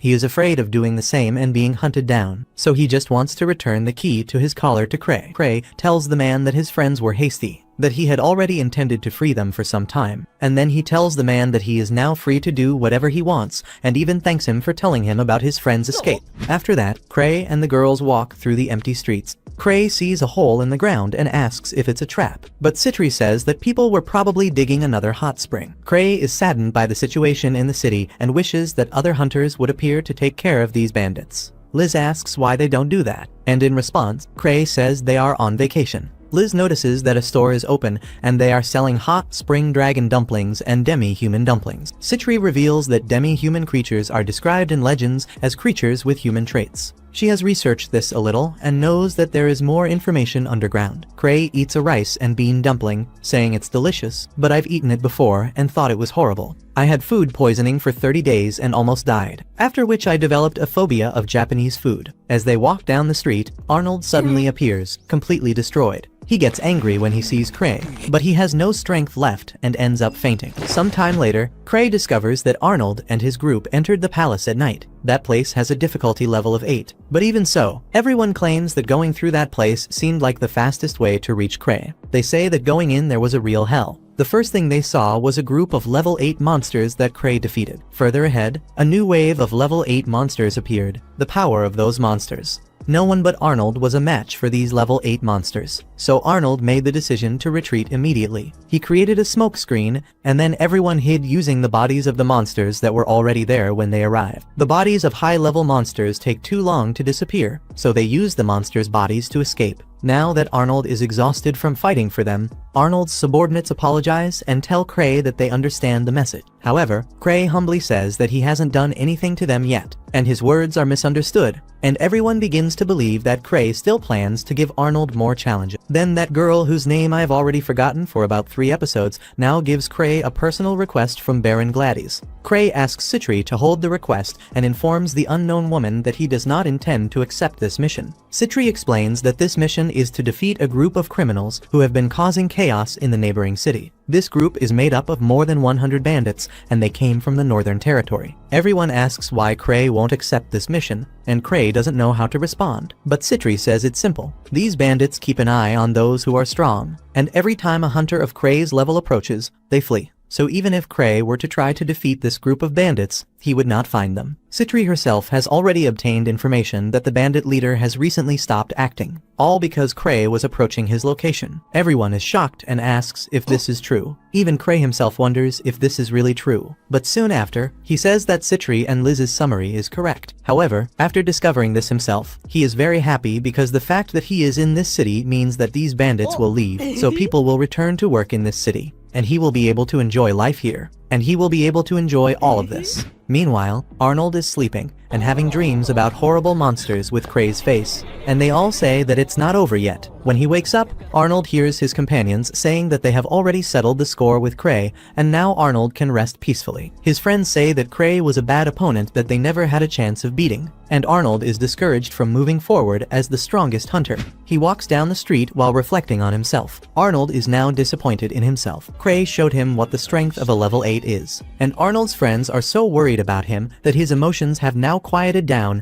and he no longer hates Kray so much. He wonders how he managed to get so angry with Kray, since now he feels nothing. He feels that he has lost a vital part of what it means to be a hunter, and for a moment he wants to retire from this job. Tired, Arnold goes to a hot spring thinking about resting, but he runs into Kray taking a bath and having a lot of fun alone. Arnold can't stand the fact that Kray, a man he considers stronger than himself, is relaxing while there are so many important things to be resolved in the world. Kray asks him to calm down a little, but Arnold picks up a concrete pillar while saying that he does not accept Kray and that he also does not intend to give up. His eyes are now burning with fire, and he intends to overcome Kray, even if it is the last thing he does. In the end, Arnold throws the pillar on the floor and promises to make Kray regret underestimating him. When Arnold leaves, Kray wonders why his strong friend left, since he came here to take a shower. Arriving home, Arnold tells his companions that they will all go back to training from scratch, and they, as good companions, are excited that Arnold is back to normal. At night, when Kray was returning home, he saw the hole previously dug to open a hot spring glowing, as if something very valuable was inside. Suddenly, a girl came out of it, using her hair as support, and began to watch him closely. He decided to just leave, and at the same time, the girl kept talking in her strange language. With his back to her, Kray begins to reflect that first a dragon appeared, and now this thing. But suddenly he is captured and taken into the dark hole. The next day, Tino informs everyone that the master disappeared the night before while returning from the hot springs. However, Citri and Liz are not worried about him. They both say they trust Kray completely, and while they are having fun, Liz and Citri finally understand what happened when a girl opens the door to the place where they are. On the other side of the screen, Arnold is ready to leave. He and his group are determined to defeat Kray one day, but as they say goodbye, a man suddenly attacks Arnold. In front of the girls, a ninja appears asking where Kray is. Citri and Liz are excited to fight a ninja, but the enemy multiplies their numbers. However, this is not a problem because Citri's monsters appear with a thirst for blood. In response, the ninja shows them some hostages, saying that if they resist, the hostages will die. Liz and Citri quickly surrender because Kray would be angry if any hostages were hurt, so they are all captured, and at the same time, Arnold receives a very superficial wound and faints after a while. The man who wounded Arnold with a poison to knock out dragons then introduces himself as a member of a bandit organization called Barrel, and their goal is to kill the most powerful hunter. He claims that everything is going according to his plan and also reveals to everyone that Kray has already been captured. At the same time, a man creates a barrier around this tourist town, making the area safer against invasions by other hunters. The leader of the organization then says that he thought about running away, but his subordinate was right, and these hunters are no big deal. They also found other members of Kray's group as they tried to escape, and they believe they have already won this battle. The leader of the bandits starts laughing and says he's going to take a look at the stupid face of the strongest hunter in the world. At that moment, a subordinate appears saying that a woman has escaped. He gets beaten up by the leader, and then an order is given saying that no one can escape from them. And then a group of men begin to search the area, and the woman who escaped was the one whose name I forgot. A while later, we see that the captured Kray is actually the man Kray set free, and the bandit leader is very angry that he still hasn't captured the strongest hunter. However, the other members of Kray's group are real, so all the bandits begin to search this hot spring town for Kray. At the same time, he is trapped in the basement of that alien girl. Kray wakes up inside an underground prison. Beside him, he sees the girl approaching, surrounded by several men of the same race as her. Kray remembers being captured quickly, and after that, he woke up with his pistol aching. When he notices all the males around, he panics, fearing he might be violated, but at the very last second, he manages to think of something. He uses that relic he'd been training with in previous episodes and manages to create at least a similar appearance to the people who captured him. Now, everyone believes he's one of them. Kray tries asking the girl where he's being taken, but she and everyone else respond by repeating the same phrase. Then Kray begins speaking their language, trying to ask where they're all going, and somehow, the creatures seem to understand him. Feeling relieved that they understood, Kray is soon led toward a light at the end of the dark tunnel. He thinks it's the exit, but in truth, it's the entrance to the Nether. He reflects that he had no idea something like this existed beneath the city of Souls. Looking around, he notices several houses built in the area, and to make things worse, it's scorching hot, meaning these creatures must be extremely resistant to survive under such conditions. He wishes he could escape and return home. Meanwhile, above ground, the bandit leader is furious because he still can't find the 1,000 tricks. His subordinate tells him they've searched the entire city, and even though it's impossible for Kray to have escaped through the barrier, they still haven't located him. The boss's favorite subordinate, certain that Kray is hiding somewhere, adjusts his glasses and begins plotting a way to force Kray to reveal himself. At the same time, underground, Kray is thrown into an arena to fight a massive creature. The girl who captured him and who leads the tribe orders the fight to begin. When the monster charges, Kray tries to tell it that he doesn't like fighting, but the creature misunderstands it as an insult and punches him, shattering one of Kray's full protection rings. With no other choice, Kray uses a magical attack item he previously requested from the second most powerful mage in the guild. Since these creatures live in extreme heat, an ice mage's spell turns out to be super effective. He defeats the first boss, but the girl refuses to accept his victory and calls for phase 2 of the battle. Again out of options, Kray pulls out a ring he had hidden back there, a ring containing a random spell that Citri had enchanted and gifted him. When everyone charges at him, Kray activates the spell, releasing a purple mist that actually makes the monsters even stronger. He's stunned and curses Citri for doing that. Now he has no idea what will happen next. Meanwhile, Liz is bored. She tries to entertain herself by teasing one of the enemies, but the red-haired guy tells her they're in no position to make demands. At that moment, an announcement from the bandits echoes throughout the city. They threaten Kray, saying that every 10 minutes, a hostage will be killed until he shows up. All the captured hunters wonder what to do, but Liz, tired of sitting still, says she's going to a hot spring and easily breaks free from the reinforced wooden restraints holding her. A bandit guard asks what she plans to do, warning that they have hostages and she wouldn't want them to die. Liz replies that she doesn't intend to kill anyone. However, now that they've threatened a hostage's life, Kray will appear and wipe them all out. Right after she says that several creatures emerge from the underground. They don't seem intent on killing only the bandits, they're attacking the hunters too. Fortunately, Liz and Citri seize the moment to finally act. Liz tells Arnold that she'll take down the leader of these monsters while the others focus on rescuing the hostages. Arnold agrees with her plan and vows to eliminate the bandits. One of his comrades hands him a massive sword, and Arnold promises to clear the path for everyone to move forward. He shouts that it's time to show their true strength. Everyone cheers for battle, including Citri's killer monsters. Outside, the bandits are struggling to fight off the creatures from underground. As some background characters panic and scatter, that giant monster from before reappears, and on its back, we see Kray, accompanied by what can only be described as the princess of the underworld. She raises her hand, and all her servants kneel before her. The bandits have no idea what's going on. They came prepared to fight hunters, not monsters. And as the princess speaks in a language no one understands, everyone slowly begins to realize that the one standing beside her is Kray. Citri is able to understand the princess's language, and according to her translation, the princess is dedicating this victory to her king, to Kray, because thanks to him, her people no longer need to fear the god that once haunted them. The princess tells Kray that she adored his gun and that she intends to marry him and have 800 children. Citri hears that and unleashes a massive murderous aura toward the princess. Kray notices it and tries to ask the princess what they should do now. But according to Citri's translation, he actually ordered that everyone be killed, including his own hunter friends. Citri realizes that Kray is using the people of the underground to stop the bandits' plans.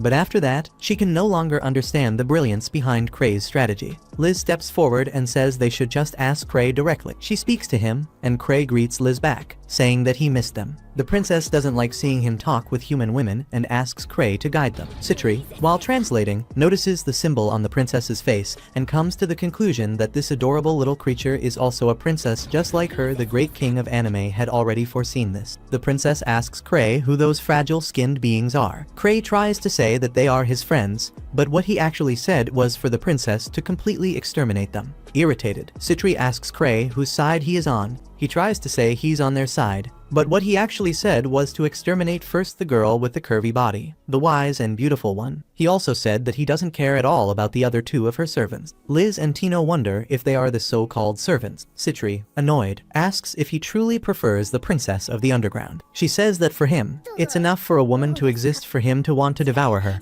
She says he should have chosen her instead, and to make matters worse, he still owes her a lot of money. She shouts all of this out loud, tears in her eyes, as everyone stares at her. Poor Citri comes to the conclusion that Kray's dream was to become a king, and if that was his dream, she could very well have conquered a kingdom for him. She starts calling him a fool and says she doesn't care about him anymore. Kray can't understand why she became so furious. Suddenly, his mana runs out, and his mask of the underground creature vanishes. At that moment, the princess realizes he is human and throws him away. When he falls, Kray loses several rings that protected him from a fatal wound, all because he is so weak that even a simple fall could kill him. He lands in front of Citri and says he's back. Citri hugs him, and at the same time, the princess of the underground becomes even more enraged. The princess begins to say that the king is dead and that now they must destroy everything. The creatures of the underground prepare to exterminate everyone, and the hunters and bandits get ready to fight.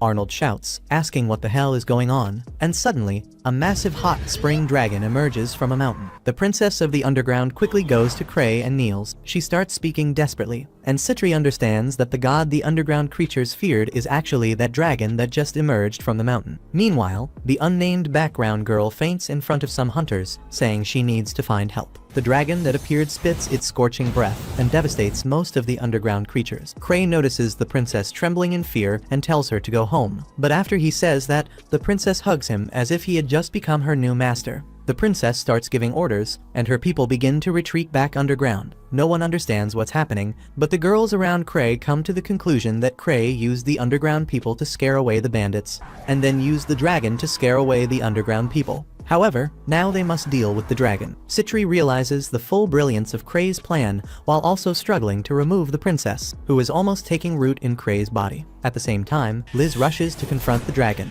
but she notices the small hot spring dragon from before it's communicating with the big dragon. Liz returns to Citri to ask what they're saying. Citri replies that she doesn't even need to translate, because the giant dragon is already leaving, and before departing, the little dragon goes to Kray again for a hug, and then flies away. The bandits and hunters don't understand anything that's happening, and now that everything is settled, Tino asks about the hostages that the bandits were planning to kill. Tino keeps talking non-stop about it, but suddenly she is turned into a frog. Citri says that things just got dangerous, because Lucia is very, very angry now. When everyone looks around, they realize that somehow most of the bandits have been turned into frogs. Right after that, the barrier is destroyed by what looks like a Dark Souls final boss, leaving the bandits with their pants completely filthy. And beside him stands a swordsman who also wears the same mask as Kray's childhood friends. The bandits ask who they are, and after looking closely, they finally realize that these people are the remaining members of the group known as Strange Grief. The group's swordsman complains to Lucia, saying that there are still 2 enemies left, and she explains that using such large-scale magic without help is very difficult and exhausting.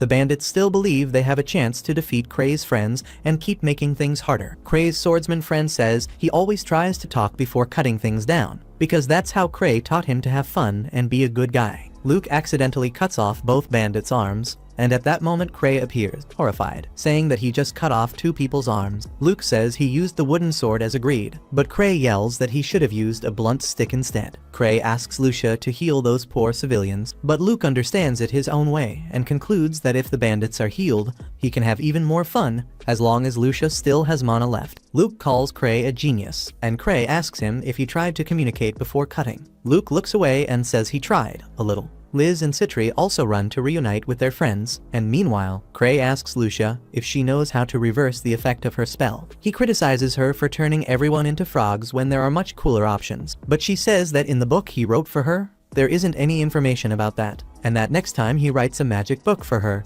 he should include more details. She explains that she turned everyone into frogs, but for those who are too strong, the spell doesn't work. Kray asks how to reverse the spell, and if there's a way to do it, and Lucia replies that you just have to kill the frogs. Then she burns Tino to death. That way, the spell is broken, and Tino transforms back into a human. Tino cries while hugging Kray, sitting on his lap. Kray comforts her, but Liz and Citri dislike seeing Tino taking advantage of Kray's beautiful body, and they promise to make her train harder so she won't turn into a frog again in the future. Everyone watches Kray's group of friends and can't understand how such crazy people can be so strong. In the end, the bandits are captured, and their leader promises to make all of Kray's friends regret not finishing them off. Arnold finally says goodbye and declares that he will now set out on his new training journey. Arnold leaves the city now fully aware of Kray's immense power. Beyond his hidden strength, he is also capable of manipulating events like the bandits, the dragon, and the underground people. Because of that, Arnold knows he will have to train hard to surpass him. After all of that, Kray talks with his friends,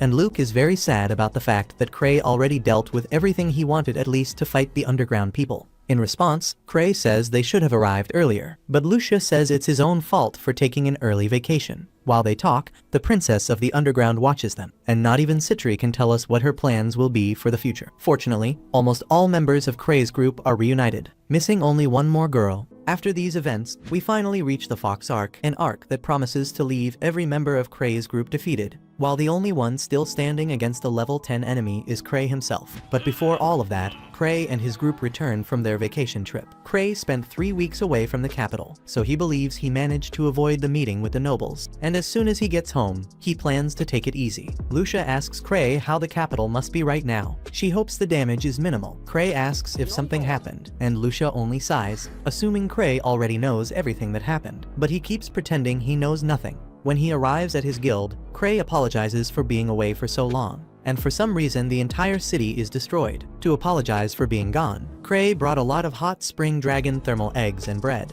He says these breads and eggs are not actually made with dragon eggs and that the name is only for marketing. Eva thanks him for the gifts she received, and Kray says he already delivered some to Sven and the others, but they became furious. In a quick flashback, we see Sven calling Kray every name imaginable and accusing him of framing everyone again. And now Kray asks Eva if he did anything, and Eve says that a war broke out in the capital between the Hidden Curse and the remnants of Akasha. The Hunters Association asked Kray's entire clan to help protect the city and handle these events without Kray's presence, and the strongest members of the clan went through madness. Eve says the cornered mages of the Akasha Tower summoned a lightning elemental in the middle of the city. And in response, an old woman full of wrinkles named Abyssal Inferno summoned a fire elemental. But for some reason both elementals were already exhausted, as if they had already gone through an intense battle. Thanks to that, the capital is still standing. Kray says the capital was lucky, but then remembers that Arnold and the others faced a lightning elemental and a fire elemental, so indirectly Kray also saved the capital. Eva then says that His Majesty's invitation for the meeting was moved forward because of the clash in the capital. Kray's happiness disappears instantly. His goal was to relax forever, but now he will be forced to attend this boring event with nobles. We see Kray anxious because of this event. He complains that he does not want to go,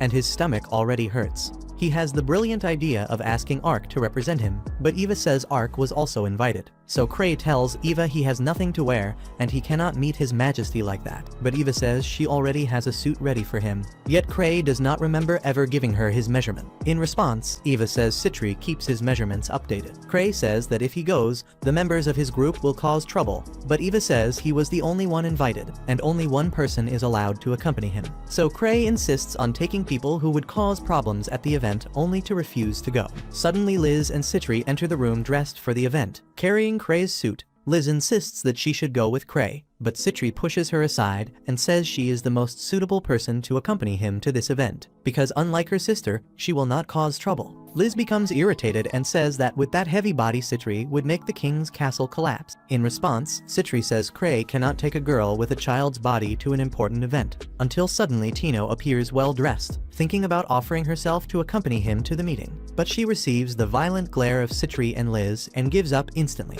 Right after that, Luke appears asking Kray if it is true that he will face someone strong. Luke asks Kray to take him along, but Liz says Kray will take her, and at the same time Citri also volunteers. In the middle of this confusion, Tino stays in the back, and with no options left, Kray ends up taking Eva with him. Kray asks Eva if there is still a way for him to back out, but Eva, now with a completely different look, says he does not need to do anything except smile. Kray thanks her for the help and compliments her appearance. Eva, as always, complains, saying that if he attended more parties, she could have worn that outfit to help him more often. Kray only apologizes, and Eva fixes his tie, which is crooked. She notices Kray is carrying several bags and asks him what those things are. Kray says he brought this to give to the nobles. He knows his group has a terrible reputation, even though they are the strongest, so he brought some gifts for the influential nobles. Eva asks what is inside the bags, and Kray says they are hot spring source eggs. Excited, Kray says he asked Lucia to cast a preservation spell, and the nobles will not need to worry about expiration. In a serious tone, Eva asks Kray if he is seriously thinking about offering this to the nobles, while a shadowy figure observes Kray from a distance. Upon entering the castle, Kray begins noticing the luxurious things. However, Eva says everything could be even more luxurious if the king were a man who liked to show off. But the current king is a humble warrior. Kray realizes the nobles are greeting the maids and concludes that the nobles at this event must be good people. He also imagines that the maids must be from good families, so he concludes he does not need to use the eggs as a bribe to make the nobles happy, and Eva agrees, saying he does not need to do that. Then Kray goes to a random maid who gets startled by his presence. He does not notice it and offers her a box with eggs. The girl asks what that is, but Kray says it is completely safe and reveals loudly that they are only hot spring dragon eggs from a thermal source. The girl gets frightened when she hears the name Hot Spring Dragon, and 4 guards quickly surround Kray. Eva is shocked, thinking this is the end for them, and immediately one of the guards explains that this supposed maid is the king's daughter. Kray acts clueless, but inside he is shocked that this troublesome girl is the imperial princess. The knight in front of him scolds him for giving dragon eggs to the princess. He says that this simple box puts everyone at risk. Kray tries to explain that the eggs taste good and that they are a specialty from the city of Souls, and right after that he asks for permission to go to the restroom. Eva just puts her hand on her face in embarrassment until, out of nowhere, little Eclair appears saying that Kray is a man who performed a great service by saving the capital from the Tower of Akasha. She says this hunter is an honored guest, so they can simply ignore the fact that he tried to give a gift to the princess. France quickly orders his men to release Kray. However, if he discovers that these dragon eggs are dangerous, Kray will be immediately arrested. While this confusion happens, other high-level hunters realize that Kray has already become the center of attention at this event. After France leaves, Kray thanks Eclair for the help. He says he will repay this favor in the future. The girl says he does not need to worry because she still owes him one because of the auction. Even so, Kray still wants to repay the favor. He says he just cannot return that mask. And when she hears about that dangerous item that embarrasses her, Eclair says she does not want that thing and walks away. At the same time, two elderly hunters observe Kray and say he is an interesting fellow. Kray displays his immense luck by biting a chicken leg and tearing off all the meat with a single bite. Suddenly, a bell rings and King Giga Chad Roman III thanks everyone for gathering here. He says all the guests are people who brought prosperity to this land, so he wants everyone to forget the formalities and enjoy themselves. The king is applauded, and Kray comments that the king looks like Arnold. Eva tells him to shut up and not make any more comparisons like that. Suddenly, Kray notices Citri accompanying an old man, and right behind him are Liz and Tino under a table. He notices Lucia working as a maid, and among the guards is Luke searching for a powerful intruder to cut down. The guards hold him back because he is causing confusion, and Kray tells Eva that everyone is here, including Ansem, who is in his small form hiding at the event. The event continues normally, and Kray, as a good friend, keeps passing food to his friends hiding, until suddenly Eva asks when Kray intends to introduce himself to the king. She says now is a good opportunity, but Kray asks her to go in his place. Eva says he is the special guest, but he prefers not to talk to the king. When he turns to give more food to Liz and Tino, France begins drawing attention to him, asking why he is sneaking around so much. France asks if there is someone hiding under the table, so Kray reacts quickly, pointing to a random place and asking who that person is. Everyone looks toward the spot and notices an intruder, and the masked figure immediately jumps onto France's back. But before she could do anything, Liz quickly landed a kick on her, and Luke threw his sword at the intruder, pinning him to the ceiling of the event. Right after that, Lucia trapped the intruder with a stone prison. Ansem decided to act as well. His relic is an armor that allows him to change the size of his body and the armor freely. The only thing he cannot change is his real weight. He struck the intruder with a powerful punch, and everyone was shocked by the presence of the strongest group at this event. Tino, still hiding, wonders what she should do, until suddenly Citri appears beside her. The cameraman suddenly gives us the view of something beautiful. And right after that, when Ark was preparing to act, the mummy with firepower prepares to burn the enemy. Ark notices this and tells everyone to get down. The old woman summons her flames of the end and blasts the castle with force. Thanks to the smoke curtain, the intruder escaped, and Kray took all the power of the old woman's flames directly on his body. And he only did not die thanks to his safety ring. Even while scared, he decides to eat a dessert from the event. Everyone looks at Kray and gives a slight smile, as if the fact that he is completely ignoring everything that happened means everyone is safe now. After that, the event ended quickly and Kray could go back home. He says he is happy to be going home earlier, and at the same time, Citri, Tino, and Liz are sitting on a bench in the plaza. Citri complains about the confusion everyone caused and says she could have solved everything without ruining the event, but Liz now only wants to know who that intruder was. Liz says that when she kicked the intruder's body, she did not feel anything. So Citri says it was probably a member of the massive criminal group known as the Nine-Tailed Fox of Shadows. While they talk, France apologizes to the king for his security having failed. The king does not care since nobody died. He only wants to know what the intruder's objective was. France also promises to evaluate the eggs Kray brought,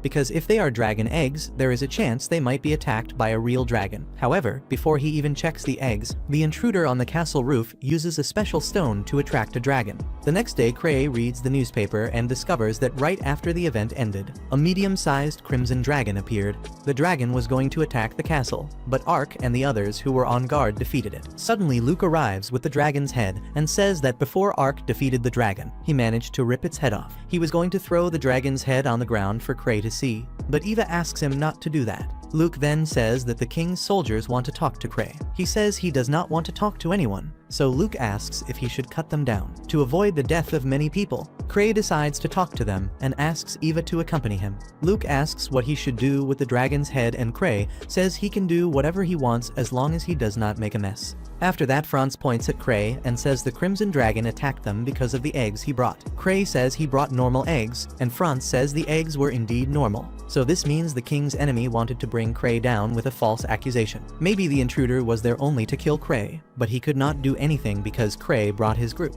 Everyone in the room begins to believe that Kray already knew he was the target, so he brought his friends with him. Franz says he has something very important to say, but before anything, he asks Kray to touch this stone of truth and state that he is not planning anything against the Empire. Kray does that, proving he is on the good side, and right after, Franz reveals that the enemy of everyone is the criminal organization Nine-Tailed Fox of Shadows. He asks for Kray's help for a royal escort, because the king needs to attend an event and there is no one stronger than Kray's group to do it. Kray says he charges a lot for his services, but Franz, already knowing that, brought a precious relic from the king. Since Kray is known for being a great collector, this will be Kray's reward for the job. Kray looks at the relic and is shocked. He accepts helping the king without even hesitating. However, he did all of this believing his enemy was only an ordinary fox. So he ended up charging a very low price to perform a royal escort against a very dangerous organization. Eva looks at him happily because of the relic, not understanding what is going on in her master's head. A while later, we see that the artifact Kray received was a flying carpet. He trains under Lucia's supervision and crashes straight into the wall. Lucia says this gift does not seem that expensive and that maybe Kray was tricked, but he confirms that the carpet is working correctly. Lucia analyzes the carpet and says it does not seem to like Kray.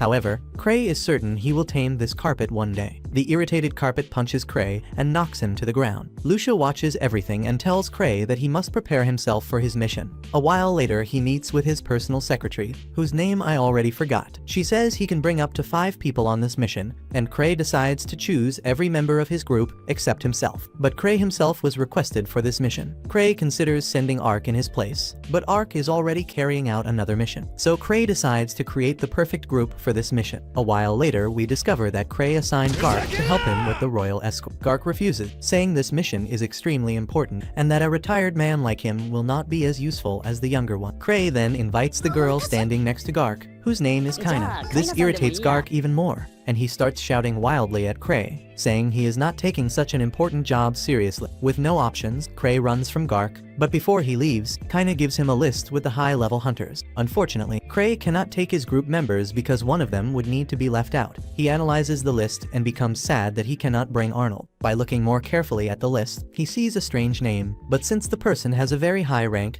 he decides to ask for her help. The person in question was the old woman who blew up the palace. She says she would love to help Kray, but she was placed under house arrest after almost killing all the nobles invited by the king. The old woman says she admires Kray greatly. She also feels indebted since he exhausted the strength of the fire and lightning elementals to prevent greater damage to the capital. Kray pretends to be clueless and says he did nothing, but the old woman thanks him for protecting the capital. She says she is very curious to know how Kray accomplishes all his great feats, but she is not intrusive enough to ask a mage to reveal his tricks. Kray begins reflecting to himself who he will bring, since that elderly woman is wearing an electronic ankle monitor. Fortunately, the members of her clan are willing to help Kray, and to avoid any kind of failure, the old woman recommends the vice leader of her clan, who is currently a level 7 hunter. Now Kray still needs a few more people, until suddenly Lapis and Chris appear to talk to Kray about the confusion he caused with the king. The small elf says Kray's luck must be absurd for him to have come out of there unharmed, but her mistake was appearing in front of Kray, because he immediately chose her to help with the royal escort. Chris begins complaining, saying she does not want to do such an important job. Lapis tries to stop Chris from complaining, since this is a very honorable mission, so Kray asks Lapis to participate as well. Then Lapis hits Chris on the back, throwing her in Kray's direction while saying she can only gain from helping Lucia's older brother. Chris ends up hugging Kray,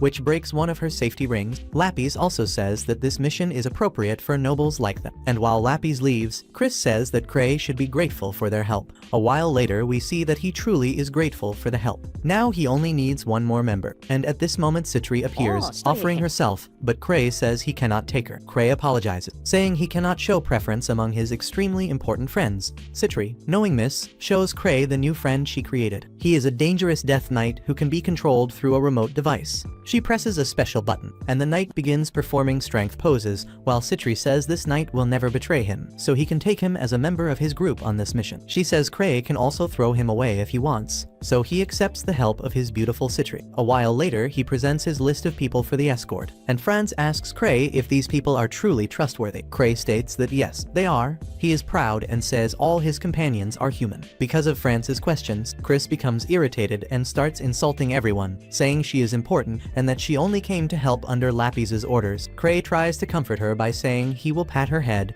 and Chris becomes even more irritated, saying she could carry out this mission by herself. So Kray says he will stay at home, but for her that would be even worse. So Kray promises to make some tea for her, and this completely calms Chris's fury. With Chris calmer, Kray says this was the best group he could gather, and that if Franz is not satisfied, he can choose other people. But Kray does not intend to return the carpet. While Kray's meeting was happening, behind the scenes Citri was telling everyone that Kray is the target of the criminal group of foxes. They want to eliminate Kray at any cost. So as Kray's friends, their duty is to protect him from the shadow. Fortunately, Citri managed to send her Death Knight to accompany Kray, so they should receive information in real time. Luke says the enemies are truly powerful, and even he would have trouble cutting them. However, Citri says the enemies seem to have declared war against everyone by invading the castle and attempting to eliminate Kray. If that group only wanted to overthrow the king, they could remain silent, but trying to eliminate Kray is something they cannot ignore. Everyone agrees, and Tino says she will be waiting for them with a smile on her face, but Liz threatens her with a look, meaning Tino will also have to help Kray from the shadows. A while later, Franz reports everything to the king and says he does not trust Kray, but the king believes the correct choice is to trust Kray, because he agreed to use the Truth Stone and proved he is not their enemy. For the king, it is Kray himself who is now testing their trust. On the other side of the screen, Kray finds a relic that had been unused, but now that Lucia has returned, she can recharge that relic for him. On the day of the escort, Kray becomes frightened by one of the members he chose. He had a very strange name, but his rank as a hunter was high. This man is extremely strange, but in the end, the one everyone criticizes is Kray and his outfit. Chris, the elderly man whose name I do not know, and even Franz complain only about Kray, which makes him sad since he must be dressed worse than that guy with the strange smile. Kray tries to explain to everyone that this is his vacation outfit. It is clothing that always keeps his body feeling pleasant, regardless of the weather. And for Kray, it does not matter how much they yell at him. He cannot feel uncomfortable wearing this outfit. Franz says he truly cannot trust hunters and turns away. But at that moment, Kray tells Franz to stay alert during the mission, because he usually attracts many calamities and dangerous accidents. Fortunately, the man named Telm handled all the boring parts by securing horses and organizing the entire group for Kray. Kray becomes very happy for having chosen him and reflects to himself that all Vice Masters must be incredible people. When he says this, Kray's own Vice Master sneezes. Next, Kray apologizes to everyone for being a terrible leader, so Chris says she can be the leader in his place. Kray accepts, but Chris becomes irritated and says she was only mocking him. But in the end, he is the one who mocked her. Now that the mission is about to begin, everyone climbs on their horses. But Kray does not have a horse because he plans to travel using his special relic. He summons his carpet and climbs onto it, but the carpet refuses to be tamed by Kray. In the end, Kray is forced to get a ride with Chris. She complains non-stop, and he apologizes. Out of nowhere, the horse makes a strange movement and Kray accidentally touches some illegal areas. He apologizes, but Chris says it is fine because she is already over 300 years old. Kray tries to stay without touching her, but he ends up falling from the horse, so Chris allows him to lean on her for now just so they do not delay the mission further. Kray leans on her, and his relic makes everything so comfortable that he falls asleep. And even while holding on to Chris, he ends up falling off the horse. Meanwhile, Kray's group was dealing with all the problems along the path. They defeated a group of bandits, and thanks to the 2 hours Kray gained by stalling and sleeping along the way, they had time to deal with all the bandits. Kray's group intends to keep clearing the bandits along the path, and if necessary, Lucia will also help them. Fortunately, on the first day, nothing happened, and Franz boasts saying everything went well thanks to his perfect organization. Kray says he must remain alert because something may still occur. Franz then asks what kind of thing will happen, since Kray is known for predicting the future. Kray says he cannot predict the future, but he knows something will still happen.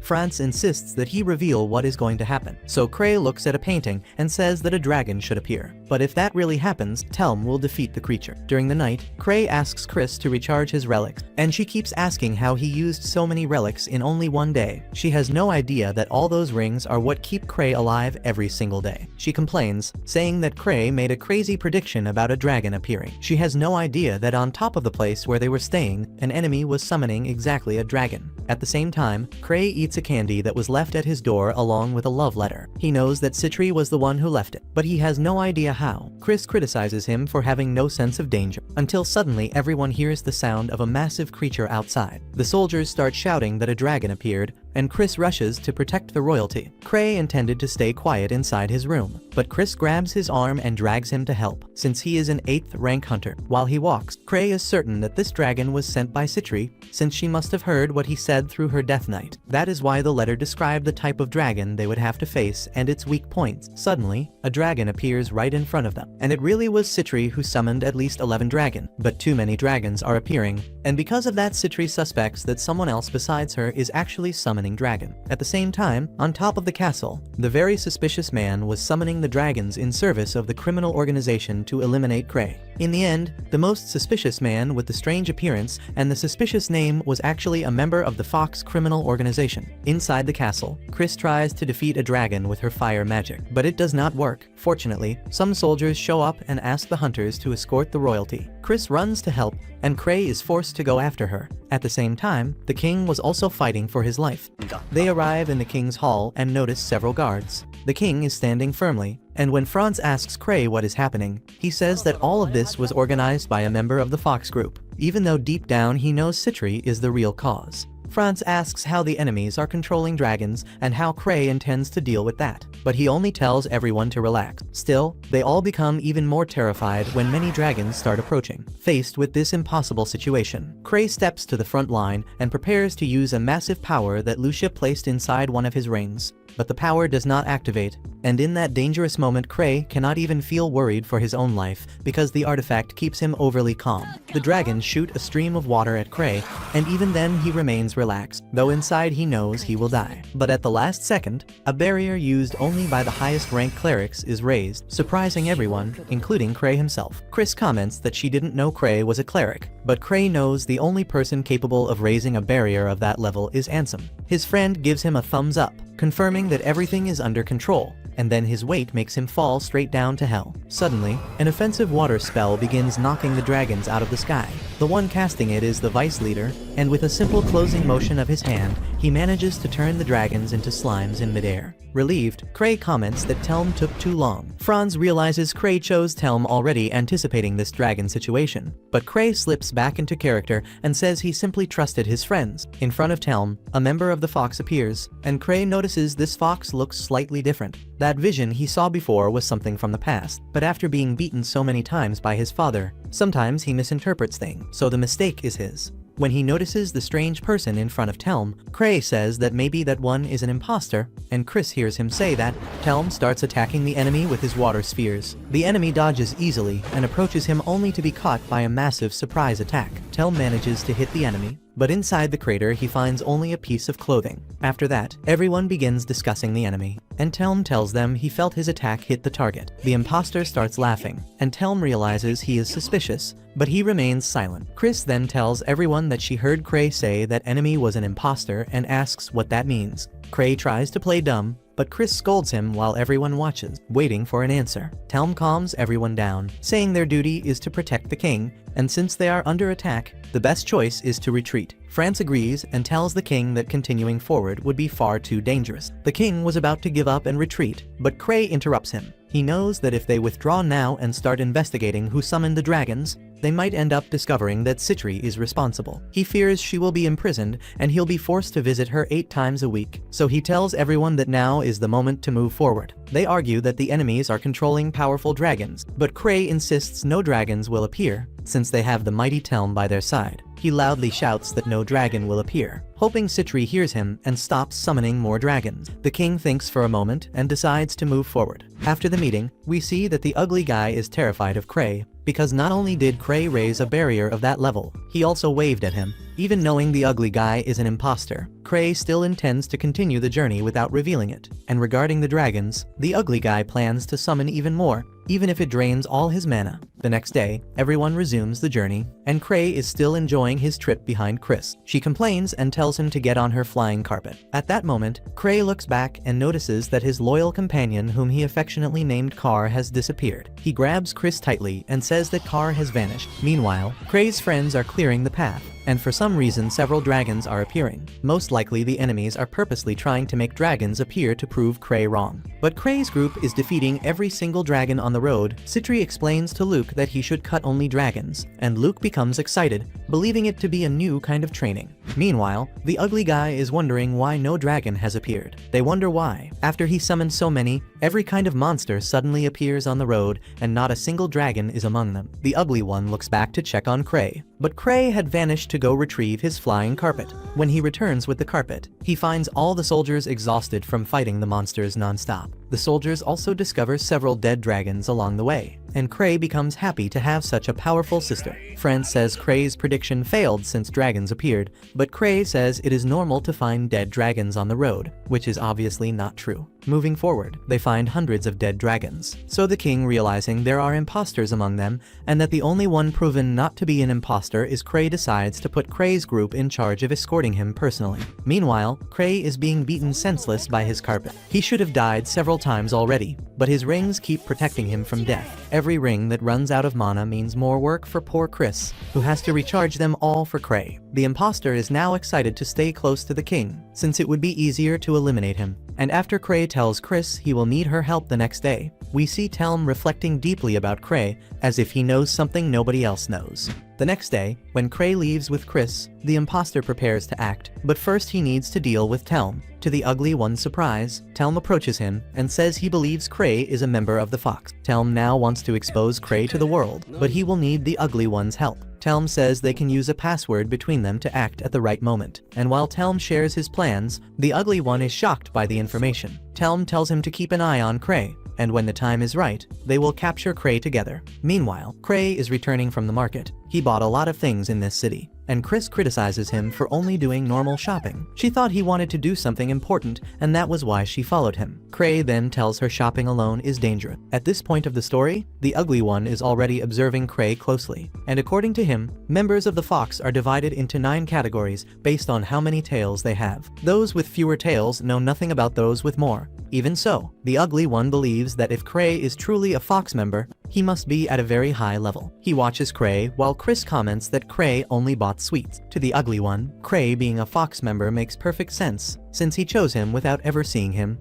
and on top of that he keeps ignoring everything he has been doing against the king. Some time later, Chris decides to steal one of Kray's sweets since she kept him company. Kray tells her not to eat it, but she shoves it into her mouth. What she didn't know was that it was a fun almond, a candy forbidden to mages because it heavily interferes with their magic abilities. Chris is shocked and asks why Kray forced her to eat that when she was the one who took the candy without permission. At that moment, Telm and the ugly one call Kray to talk in private. Kray goes with them, and then Telm asks Kray if he has a tail. Kray gets frightened and wonders how he knows. We see that at some point in the past, Kray did in fact receive the last of the 13 tails that grew from the fox god. Kray admits to Telm that he truly has a tail, so Telm asks if he is a fox, but Kray says he is just a normal human. Telm then asks him to show the tail, but Kray says he cannot. Excited, Telm introduces himself as the 7th tail and says the ugly one is the 5th tail. He then asks Kray which tail he is, and Kray answers that he has the 13th, shocking Telm completely. He believed only 9 tails existed, but Kray states that whenever too much power accumulates, a new tail is born. Telm asks what Chris has, and Kray says she has no tail at all. Telm and the ugly one are stunned by this information, and Kray says that from now on they must all work together since they are all tails. After this conversation, Kray feels closer to them, and it feels like his improvised team has become stronger. When he returns to his room, he opens the door and sees Liz. He closes it, and when he opens it again, Liz jumps on top of it. Kray tells her it wouldn't be great if people discovered she sneaked into the same place where the king is staying, but Liz says Kray should be missing her. Suddenly, Chris knocks on the door, and Kray quickly hides Liz under the bed. Chris asks Kray to take responsibility for making her feel sick like that, and Kray immediately corrects her, saying she only ate almonds and that she should be fine tomorrow. Suddenly, Liz notices something behind Kray, and he tries to pretend he is not seeing anything. He tries to act like that creature is a ghost, and then he says Chris should be able to see it since her heart is pure. Suddenly Telm and the ugly one appear, and Chris says she saw a person hiding under a blanket behind Kray. She says she will not believe that thing was a ghost, so to cover for their supposed leader, Telm and the ugly one both insist that the creature was a blanket